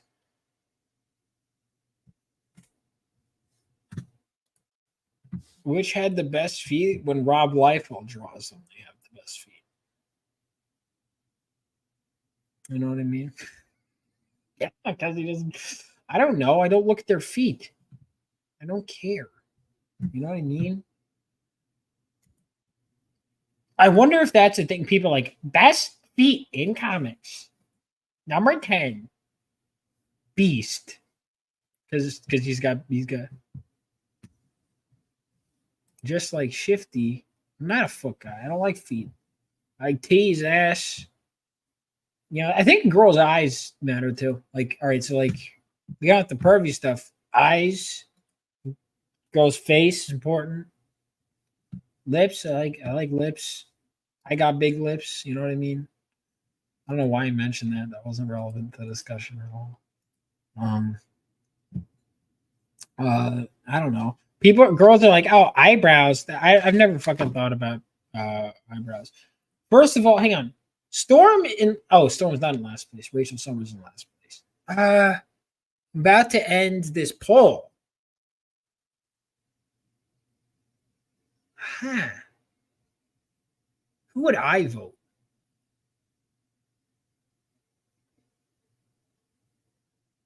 Because Rachel is hot, but she's got the fucking mullet. And the mullet is weird.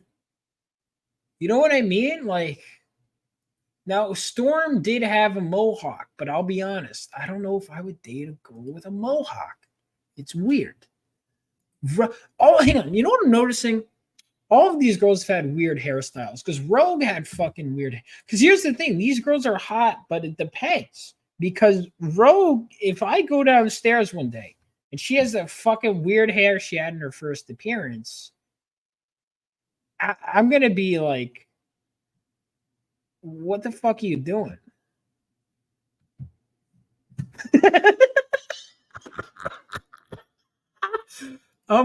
Stop! You sound like the 40-year-old virgin.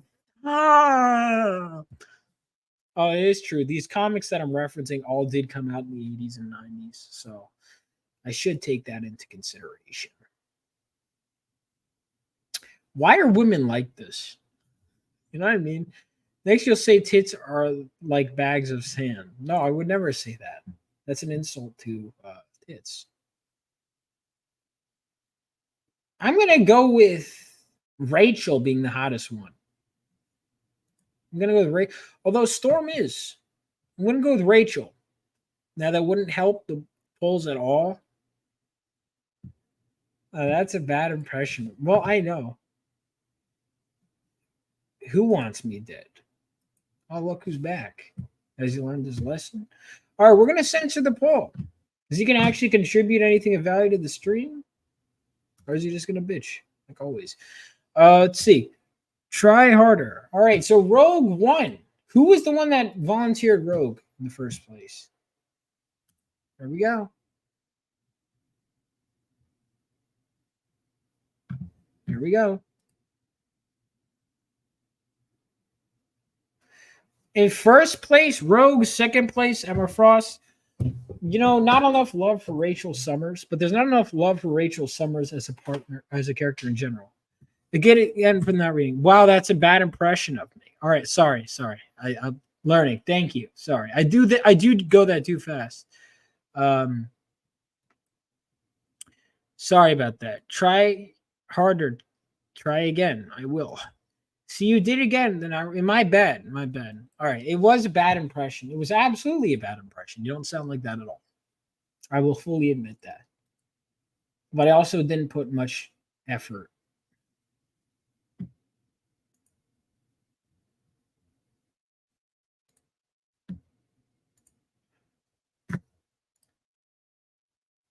All right. Well, Connor, you should follow along with the discussion sometimes. I didn't really put much thought in it, to be honest. You know, you should actually contribute to the discussion, Connor. First by Transformers fan. Okay. Okay. Moromi, you missed the poll, man. You missed the poll, man. All right, Moromi, you have to say your hottest X-Men chick. Go. You're on the spot. Go. Hottest X-Men chat. I know you have opinions. Oh, who you voted? Who'd you vote for?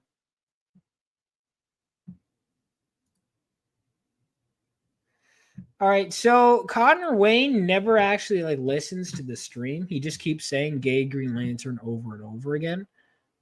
Which is like, here's the thing. At first, I'm like, okay, haha, but it's all he does, and he doesn't really contribute anything to the conversation ever, and he just honestly kind of disrupts the conversation.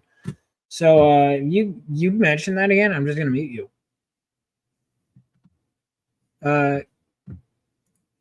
That's pronounced Kishuse.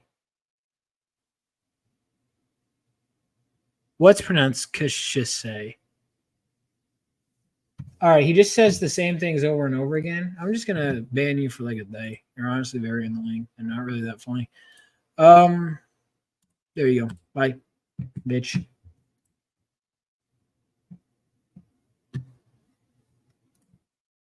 All right. Anyway, what's pronounced Kishkase? What's pronounced Kishkase? Kishkase. Keshkase. Oh, this is Keshkase.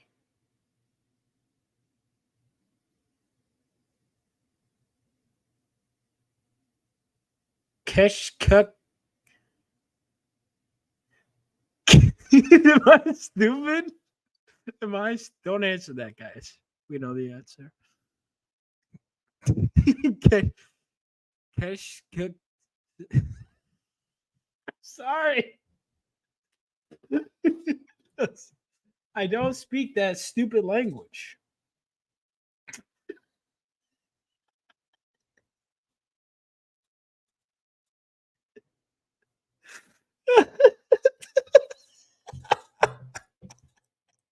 I can't believe I just did that on air.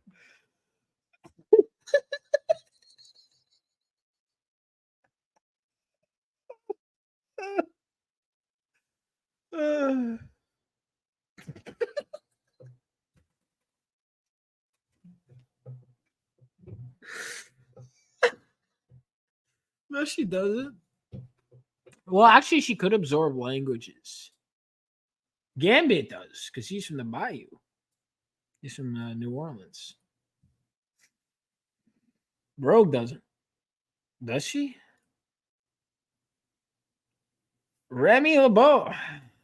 Dude, Remy was so good in the new Wolverine. I got to Gambit's first appearance. So I'm like, yeah, I should read Extinction Agenda soon. I was supposed to watch Friday the 13th Part 8 today, but I didn't do that. And now it's going to be tomorrow. So another Friday the 13th I missed out on. When's the next one? Shelly? No, I know, because he does speak French. He's Cajun, you know. But yeah, yep. Salute to our king, Gambit. We love Gambit. Gambit's awesome, man. But yeah, I'm at his first appearance. He's cool. I didn't grow up with the X-Men animated series a ton, but I did read it later. Or I did start watching it later. Gambit's cool. But they just got to his first appearance. Who speaks this stupid language? The French? Yeah, they do. It's called French.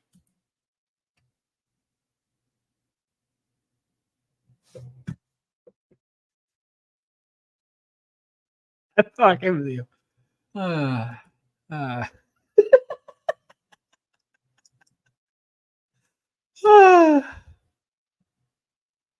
hungry, man. I want to eat food and read comics. I like French fries. That is based.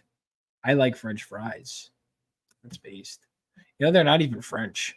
Another thing they take credit for, they didn't even do. Bastards.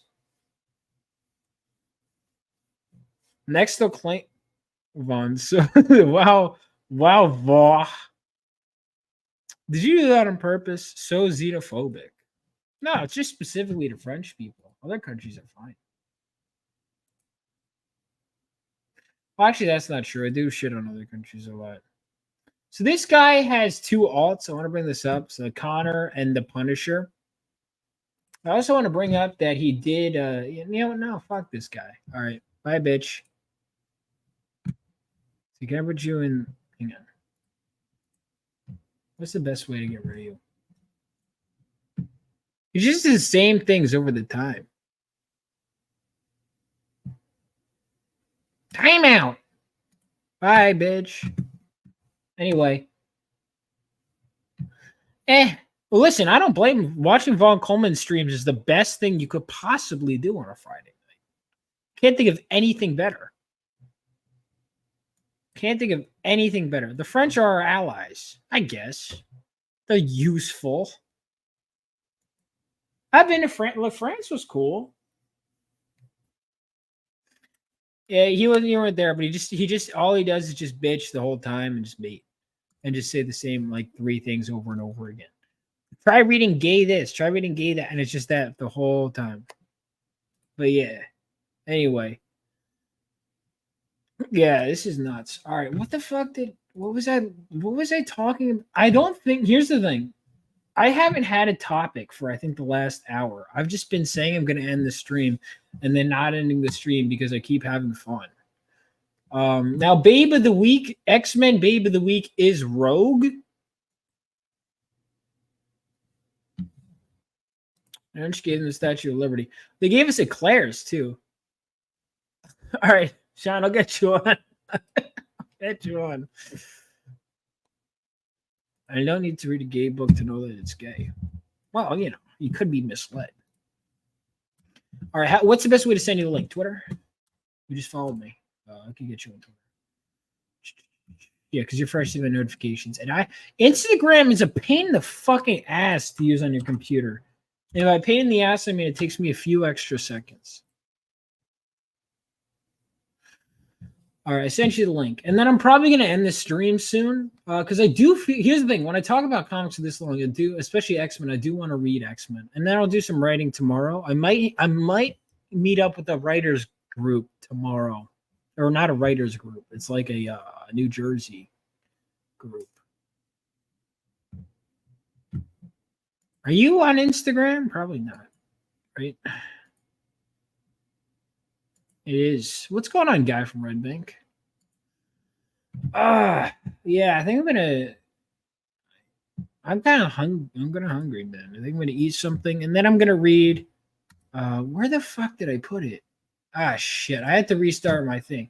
Marvel Comics presents 60. I have to read this. Marvel Comics presents. Sorry, that was the notification. All right.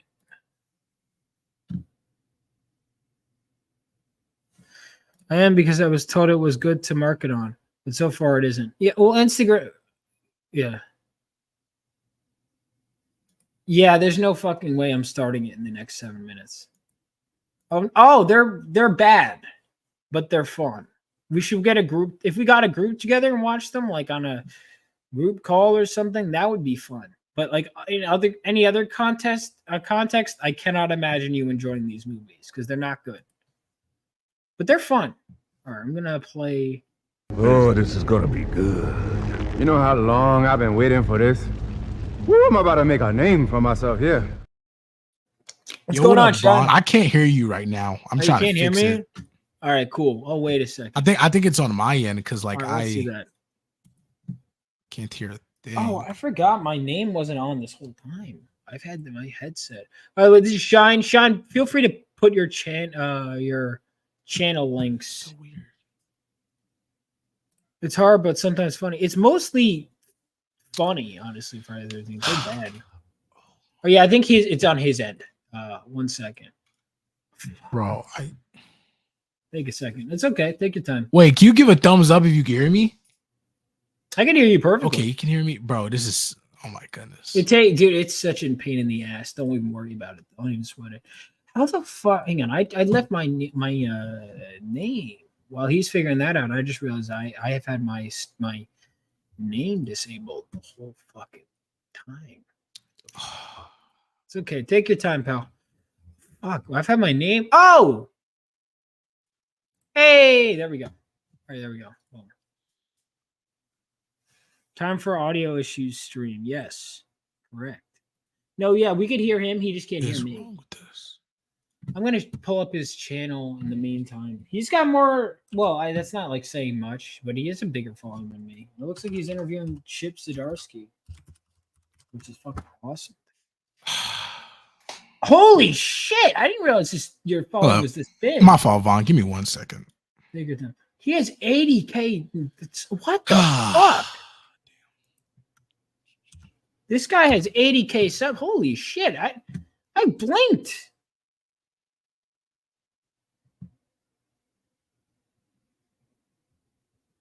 All right, hold on a second. That's awesome, dude. Okay, Vaughn. Now I can hear you. All right, okay. gotcha. Okay, my bad. It just thing. Yo, man. So How Vaughn, you been, dude? It's been a minute. It's been a while. I've been good, bro. Like I'm happy to see everything you're doing, man. Like with Phenomenova, like Thank you. You know, releasing your comic finally. Man, you're working on issue 2 now, right? Halfway through, more than halfway through. Yeah. Yeah, that's dope, man. I'm so. How about you? I'm happy. That's Wait, say awesome. it again? Man. How you doing? Yeah, I've Been a been doing minute good. since Yeah, I didn't it's been a while. realize how fucking big your channel is. Like, holy shit. Yeah, like I'm still trying to grow it. I want to hit 100K by the end of this year. So I've just been, working. Holy shit, grinding. dude. Wow. Like, Yeah, I'm like, what the fuck, man? This is awesome. I'm learning. I got to learn from your thumbnails, your thumbnail game. Because my thumbnails are dog shit. Even Allie has told me this. So what do you do, Mr. Shine? So Allie's a regular on mine. So she's a writer too, creator. But right here, dude, like, holy shit. I found you, remember, through TikTok. Fucking Yeah, my thumbnails, bro. Like I like your thumbnails, bro, because like even your old videos, because like I wish my channel was. I like old channels, old comic book channels that like existed for a long time, because like it just marks, because like your old videos, bro, like you were like super duper young, like you made like in videos about like injustice and like stuff. Oh, like they're that. so bad. But it's nostalgic though. It's nostalgic. That's what makes it special. Yeah, I got to go back. All right, by the way, guys, for my channel, I promised for a long time, I have videos that are even before my original videos. I'm talking the never for release Vaughn Coleman short films where I'm like a child, and they're very bad. But I'm going to go through them on one of my live streams. But dude, I just want to, I'm glad you popped by. I was about to head out, but I wanted to definitely talk for a bit. Good choice, by the way, with Storm. So yeah, I'll get you an X-Men. You're interviewing Chip Zdarsky? Yeah, man. I interview him literally Monday. I'm super duper excited for that. That's like my favorite comic writer, like ever. Like he's like Jeff Johns is probably number 2, but Jeff Chip Johns, is go. Yeah, I haven't read any of Chip's. Is he still doing Batman? Or I love his Batman so much. Like it's so good. I don't even want to spoil anything, but it's so good. And Chip is actually a big fan of Arkham Batman. Like he's a big fan of those games, and he brought Arkham Batman back in his series. I'm not gonna spoil it, but it was from the games. Yeah, that's fucking awesome. Yeah, bro. Like it's so good. So like he's a great writer. And he there's one series he made. You would love it. Like if you're a fan of the comic medium, you would love that series. It's called Public Domain. It is so good. I've heard good things about it. It's phenomenal. Public Domain. I have to get back into the comic shop more. I've been told. Oh fuck! Of course, when I look at Public Domain, it's just the noise. 1 second. Public Domain. Okay, is it about Public Domain properties, or is it just? It's just about the comic industry. It's pretty much about this like man who he created a character called the Domain, but like in a real world it would be Spider-Man or Superman. And the character, when like he created the character in the comics like back in the 60s and whatnot, and the character went on to do big things like be in movies, action figures, like all of that stuff, make billions of dollars, and he doesn't get any of the money. And he basically finds out that he owns the Domain, like he owns it, and all that money is supposed to be his. And the comics pretty much is about him fighting to get, like the money for his creation. It is so good. That's awesome. I'll have to check that out. Yeah, I'll have to check that out. That one I've heard is good. Ice Cream Man I've heard is good. Ultimate Spider-Man. Oh, Allie has a question about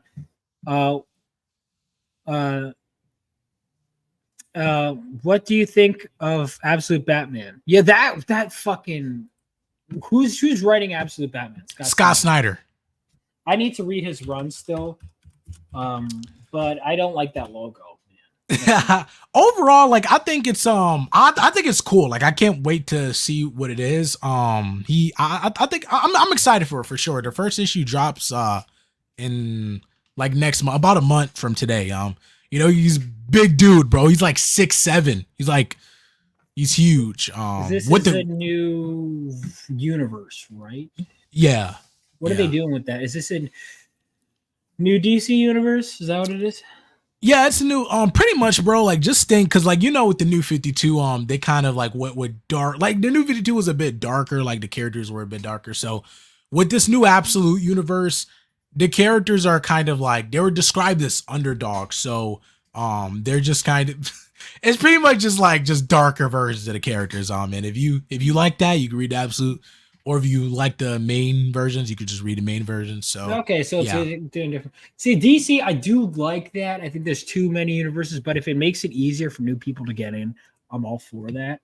I'm all in on DC. All in, gonna get Batman, Superman, and Wonder Woman. Let me know how they are name changes. I'm curious. Wonder Woman. All right, so they're doing Wonder Woman, Superman, and Batman, all grinded. That is interesting, or grounded, I should say. That is interesting.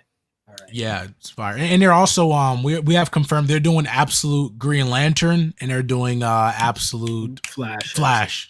Yeah. Doing Aquaman or Martian Manhunter? Martian Manhunter has been getting screwed over too much. Yeah, like bro, I love Martian Manhunter, but like he doesn't get any love. He doesn't get any comic series. Like it's sad. He's so cool. How many universes are we up to now? I don't know. Ice Cream Man is getting either a show or a movie. I've heard Ice Cream Man. My editor for Phenomenova, he told me, he was like, Vaughn, my favorite series right now is Ice Cream Man. So I have to check it out. It's I think Image. Tiny little pinhead. Is that what he looks like? Batman. How many Absolute Universe to start it off? Okay. Yeah. I gotta check that out. There's so many comics to read and never enough time. And I also have a lot of indie stuff. Yeah. But I'm gonna have to check a lot of this. There's so much to check out. Absolute Batman. Yeah, I mean, a lot of people are talking about it. I gotta read more new classic. I still need to read Nightfall. I've been putting it off. You haven't read Nightfall? I know, and I've worked with Chuck Dixon. That's the worst part. I know. I've worked with Chuck, and I've never. I know. I've read parts of Nightfall. I've read the part where he breaks Batman back, but it was years ago. Are you going to read Egg Beater? I've already backed it, Allie. Egg Beater is the name of her book. Yes, I will. If you want to post the link in the chat, Allie, feel free to do so. Yes, I will read Egg Beater, and I will finish her. She writes prose books too, but yeah. Yeah, man. I'm down to check it out. So that's what you got going on. You're interviewing Chip Zdarsky. Everyone subscribe to Shine's channel. Holy shit. You've got so many views right now. So what is the secret in your opinion? For shorts, like it's be controversial, be like even yeah, like that's unfortunately even if because there are some videos, a lot of people have short attention spans, like I will literally say something like Ultimate Spider-Man has this huge problem. I noticed you do that. yeah. Ultimate Spider-Man has this huge problem, and people will immediately go in the comments and says, Shine hates Ultimate Spider-Man. And I'm like, no, like, as is one problem that I'm critiquing. I love Ultimate Spider-Man. So, like, I just, and be like, right, like, and be different, not in the sense of like just saying anything for shock value, but like, like have real opinions. Like, because a lot of people just say the same thing, like they like the same thing. And they dislike the same thing as well. Like I love Injustice. I think Injustice is a great story. I love Injustice Superman. Like that's a huge hot take because a lot of people like hate that version of Superman. I love that version of Superman. Like it's a great story in my opinion. And like, I explain why and stuff. So and like hashtags and I noticed, and that's the tough part too, because like you bring that up, because I'd love to just talk about stuff I love. But if you'll notice, like it's more fun. Like for example, we were just talking like highest X-Men character. I like all of them, but I keep going, you're an idiot for choosing. I don't actually believe that. I think they're all good. Right. But it's like sometimes it is fun to just like, as long as you're having fun with it, I think is the thing. Like for example, you'll be like, or even like regardless, like I haven't even read this comic. Like this is horrible. You know, like that kind of stuff that's good. Yeah. It's because sometimes I'll do that. I'll be like, poke the bear, and then when you actually listen to me for 2 seconds, like, oh, he actually is just being respectful to people with different views, and that's what it is. You gotta like lead them in, and then be respectful. After that. That's exactly what it is. You gotta poke fun. FMC run is coming soon. Awesome, Ali. Yeah, I'll let me know whenever you want to come on and promote. FMC is. So you have your comic, by the way. You started yours before mine, right? Are you still working on it? Yeah, I'm definitely still working on it. I have a great thing going on. Like, I'm gonna actually get money to actually like invest into the comic. Holy shit, good for you, dude. Yeah, thank you, bro. Like it's gonna happen. Like I'm working on it. Like but by around May next year, like I'm gonna like lump sum of money to invest into the comic. I'm thinking like with the money you're giving me, I'm going to like, it's probably enough maybe to get 2 issue. Well, the first issue for sure, because it's gonna be like double size. Get the artwork done for that, because obviously that's expensive. And get my website done, like to sell it, obviously. And yeah, like that's what I'm planning on doing. I can't wait. That's fucking awesome, dude. And I'm excited. Yeah, I'm happy to take a look at whatever you've got in mind. Yeah, for sure. If you need anything, just let me know. Always. Sounds to me like you have an artist and everything, but if you ever need anything, just let me know. Another thing. Are you going to have someone doing it? Because I'm dealing with the printers. Printers are annoying. By the way, I'm signing off for now. Have a great show. Jubilee for the win. Jubilee is not as annoying from what I've read in the comics as I thought she would be so far. I think the reason she was annoying in the show, I mean, she's just so whiny in the original X-Men show. Have you seen the original show?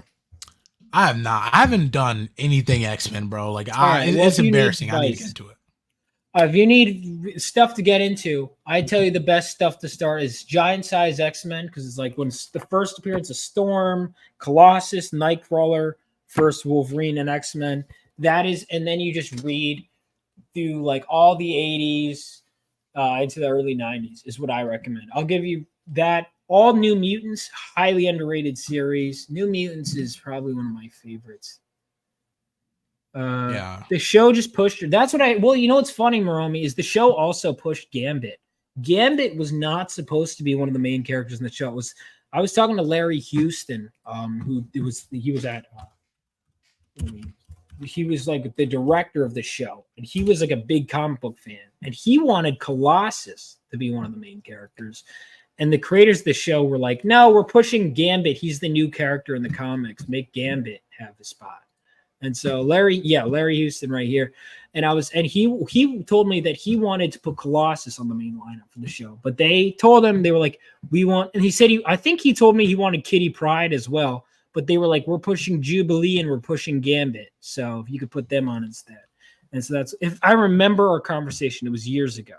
But I'm pretty sure that's what he told me. So yeah, comics are awesome. Yeah. I gotta read. It's more annoying in the cartoon, absolutely. But dude, it's been great talking to you, and glad we're finally catching up. And forget last time I was in New Orleans. When is New Orleans Comic Con? Because now that I'll have my book out. Yeah, they're doing a fan expo in January. Okay. Oh, January. Oh shit. You know what? Fuck it. I'm gonna see if I can. If any fellow creators want, because buying tables, it's probably too late to get Fan Expo, but I could look in. I'll add that to my show list, and if I can make it, great. If I can't, I can. Yeah, but if I'm gonna go, and I'm gonna cosplay as Blade, bro. You know what? I'm gonna say this, and I've been getting shit for this, rightfully so. I've never seen Blade, and I know I need to. Blade, like the movie? Nah, like yeah. I understand. I haven't seen it either. Really? I haven't read any of the comics with him, but he seems like the fucking coolest character. I mean, he's part vampire. All right, they haven't announced they haven't announced any guests yet. Wow. Well, I guess it's what, like very early. Yeah, it seems like it should have by now, though. Yeah, it seems like because they definitely have guests, they just haven't announced any, I guess. Because it's January. People prep for months in advance in these shows. Linda Hamilton has been there. Still, I'm so mad, bro. I could have met Charlie Cox, John Bertel. oh, John Bernthal, he's a great Punisher. I personally wasn't crazy about the show. I dropped off, but I love his acting. I think his casting is great. But I think the Punisher is a very simple character. I just thought the government conspiracy stuff got kind of boring because I was like, what I like about the Punisher comics that I've read is they basically just give him the fucking worst people on earth and just go kill them. And that's it. That's all the Punisher needs to do. He doesn't. Right. I'm fine with conspiracy plot lines, but it gets boring. But no, I remember I've watched some of your videos, and you'd be like, you do exactly like when you explain it, it's perfect. You start off your video, and I'll be like, what the fuck? Like sometimes it'll be like, I agree with you, or sometimes like, what is he saying? But either way, I watch till the end of the video because I Right. So that's the thing. You got to start controversial. I think Punisher was at his best in Daredevil. Yeah, I agree. Like in that season, he was phenomenal. Like the entire trial scene. Oh my gosh, bro! I get goosebumps. Oh, the trial. Yeah. When he was like screaming, like I'm not crazy. Like bro, it was so good. That was one of the best scenes. So good. Yeah, I'm getting a New Orleans Fan Expo. I'll try and make a point of if I can. My book will be printed in. It's weird. It feels far off, but also strangely closer. Like, oh shit, now I have to start acting like a professional. But yeah, are you gonna do crowdfunding at all? Or you said you have investors, right? Because I would suggest Kickstarter is also a good way to build an audience. But I guess do whatever. I probably will, to be honest. I think I would do crowdfunding. Yeah. Especially it's good, like knowing how many books you need to print and whatnot. It's fucking because it's never like you think. One thing that I will say is the more copies you sell, the better. Like if I had a larger reach that I knew I could be selling these copies, I would have sold more than like I'm printing 1,000 copies in my first issue, which is not bad, but it's certainly like the price is like almost is like, let's put it this way. If it would be $2,000 only, it's hard to explain it without giving specific numbers, but the more you print, the less it costs per book. You're right. So if you do 2,000 copies, yeah. Let's go on. All right. See you, Rick. Oh, it was Friday the 13th. Another Friday the 13th went by that I didn't watch the movie. Oh, well. But man, it's been great talking. I might take off soon too, and just because I've been talking about comics, and now I feel like fucking reading them. And I was gonna write some today. Holy shit! It was a 3-hour stream. I probably talked about my topic. Yes, smash the like. I probably talked about the topic for like less than an hour, so I'm gonna have to clip it tomorrow. Yeah, for sure, man. It's been great talking. Like, I'm definitely gonna read. Bro, I can't believe you haven't read Civil War yet, man. I know it's one of those. I've never read any of Mark Millar's work. I need to read Civil War.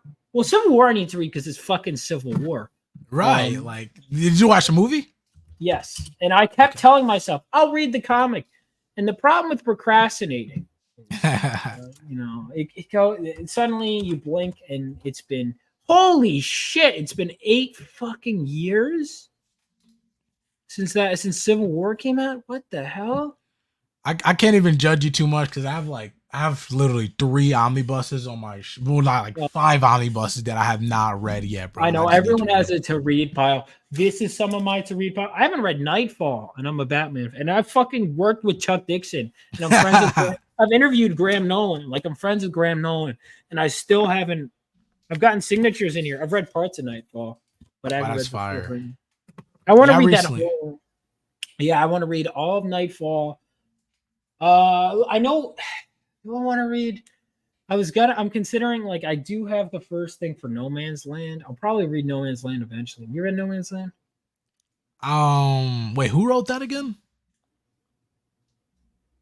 No Man's Land. Well, No Man's Land was like, because it was kind of, Nightfall is like multiple different writers. It's like Doug Mensch. Oh, yeah. No Man's Land, I'm pretty sure, was like every Batman title, like everything from It was hang on, it was like every Batman title ever. So it was like, oh, Denny O'Neil, Chuck Dixon, Paul Dini, Scott Beatty, Greg Rucka. So it was like a lot of different people. Jordan B. Wait, Gorfinkel. I I don't know if I haven't know Gorfinkel. I don't know if I've read any of his stuff. Yeah. So it was like a major event for like a year, maybe. Yeah, for a full year. Yeah, So it I'm was like definitely- every Batman title was part of No Man's Land. Yeah, I have to check that out. I have so much. Like I have a Luke Cage omnibus, a Moon Knight omnibus, Black Oh, Panther, Invincible, the Milestone universe. Like there's so much stuff. I have to Oh, read. Milestone. I've been told that like Static, especially first of all, word of advice. I don't think I've seen your character. I know he doesn't, but lightning power heroes so overdone. Yeah, it keeps happening. Like it's sad though too, because like my character has powers. Like his name is Sunburn, so like he has That like, is a good one.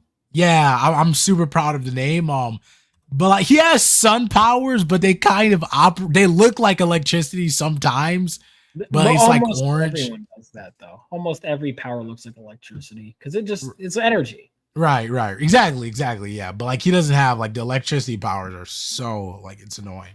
Wait, is the comic called Static Shock or is the comic called Static? Oh, it's just called Static. I call him That's what I'm Static saying. Shock because like Because I Texas grew up sounds with the show too, right? Yeah. right. The show is fucking. I need to finish the show, but that was first of all one of the best origin stories to have a bomb go off and now or the gas and now everyone has powers. That is such a genius way.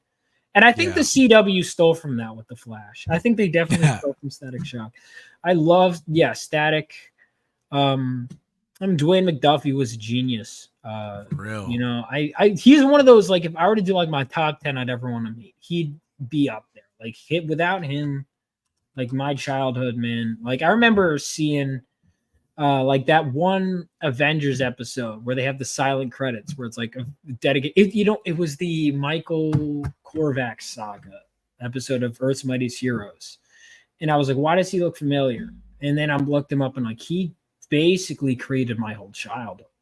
Yeah, for sure. Like that entire universe was phenomenal, and that's like my only problem with the Milestone universe. Like I wish it incorporated with they incorporated it with the main DC universe more, like because and like there's some crossovers where like Static joined the Justice League. I mean Static joined the Titans for like a couple issues, and it was cool, but definitely like I wish we could see them interact more because such a great dynamic. Were Milestone always DC, or did DC buy them or acquire them? I'm Because I know they pretty came sure- out during the Image boom, so I'm wondering, or the indie boom. Yeah, I have Static's first appearance right here. Like, this is like his first appearance, and like you can see like the DC Oh, logo. so they were always DC. Okay, gotcha. Yeah, like I'm pretty sure. Yeah, pretty much they were always. But then Okay, like DC did create it. All right, Dwayne McDuffie, Dennis. Do I know Dennis Cowan? I don't know if I know Dennis's work. Christopher Priest too. You know Christopher Priest? Oh, fucking love Christopher. All right, if you want one of the best Christopher Priest stories, so I don't know if you know this, he used to go by James Owsley. Yeah, Jim Owsley. Jim Owsley, was that it? Okay, so one of the most underrated. I remember reading this comic and I was like, "Who the fuck is this writer? This is amazing. I've never heard of this guy." And I was like, "Who's Jim Owsley?" And I was like, "Oh, that explains it. He's Christopher Priest." Because I was like, "Who the fuck is this guy? He's really good." So Spider-Man versus Wolverine. Most versus comics are stupid. Yeah. This is one of the best versus comics. My favorite, might be up there with some of my favorite Wolverine stories. Spider-Man versus Wolverine is brilliant. It's so dark. Yeah, it's this iconic scene like where he's like got Spider-Man. Spider-Man's got him a chokehold. He's like, "I could break your neck," and he's like, "I could pop the claw." It's such a good storyline, and it's really fucking dark. Wow. So this one I highly recommend. This one, yeah, can't recommend it highly enough. But yeah, I need to read Christopher Priest. I hear his Black Panther run. Yeah, his Black Panther's great. Like I'm not gonna lie, in my original video that like the documentary that I kind of made about Black Panther, I didn't say his run was bad, but I said like it was like, I mean, it was good, but like it wasn't like amazing. But like after rereading it, like it's really good. Like I definitely appreciate it a lot more. It's probably the best Black Panther comics we've ever gotten, to be honest. I got a Christopher Priest. Let me see, because I'm trying to. I know that like people like his Deathstroke run a lot, right? His Deathstroke. Yeah, he definitely. Yeah, did he do New 52? He did Rebirth. Okay. Yeah, Rebirth. He did Conan. I know he did Vampirella. He did. Christopher Priest is someone whose work I want to dive more into, because he did Black Adam too.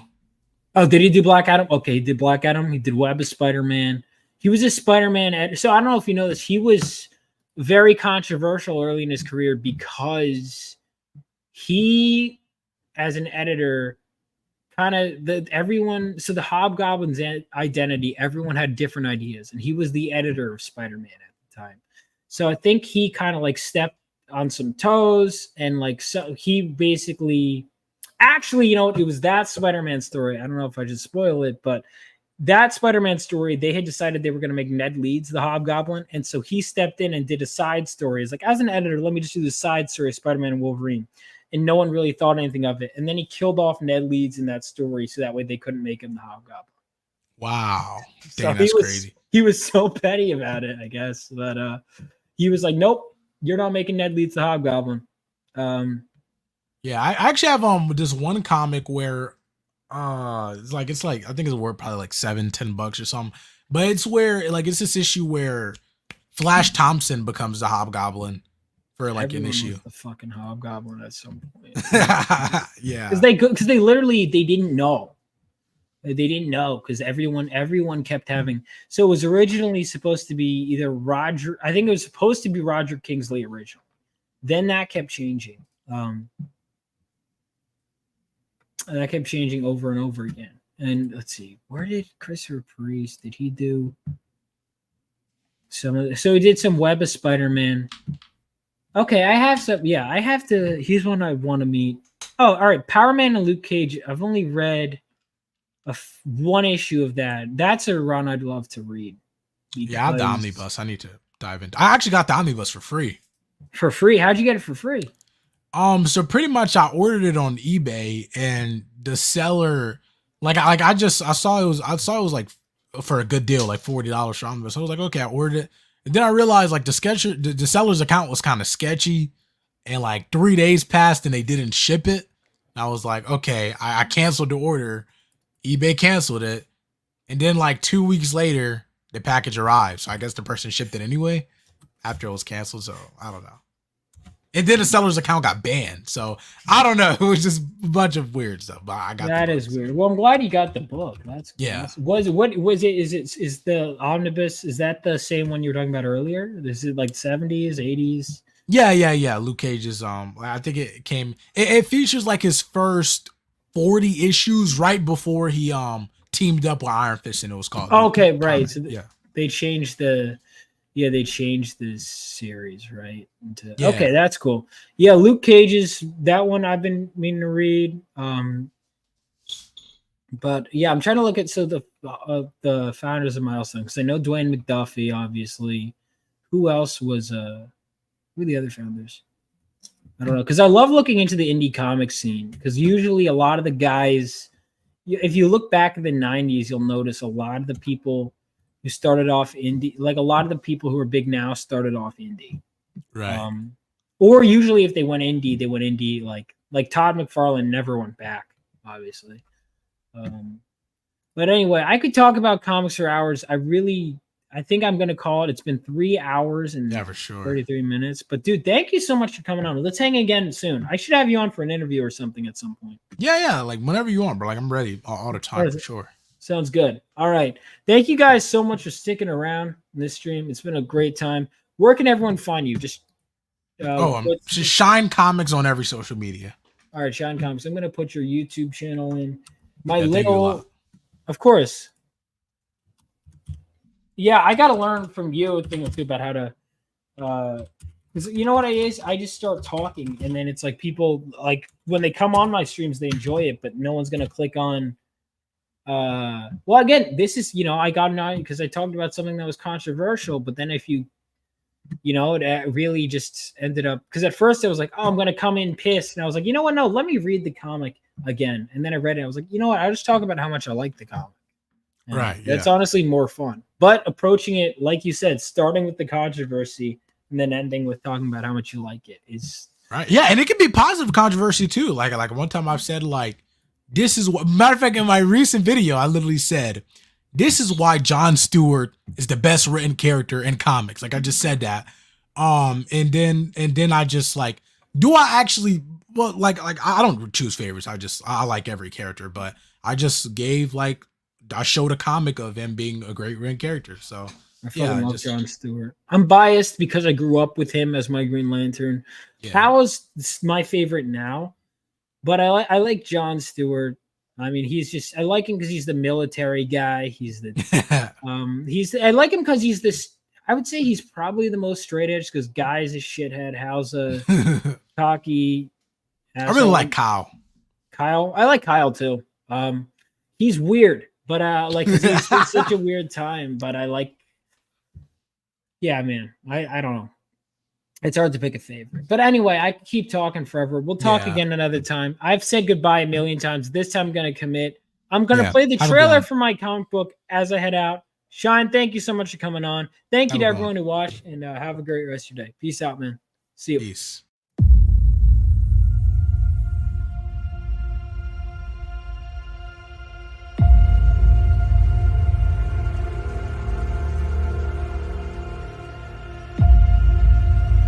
When the whole world was dragged into World War III, brave men like my father fought on the front lines.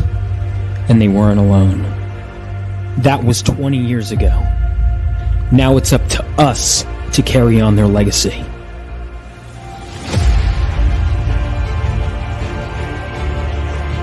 And every so often, the earth from which we come gives way for something new. Something greater to be born, and with them, even greater threats to face.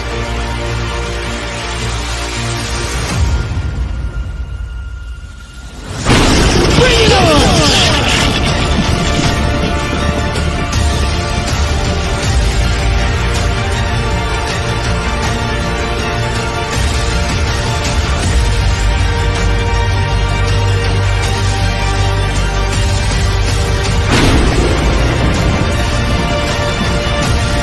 Phenomenova.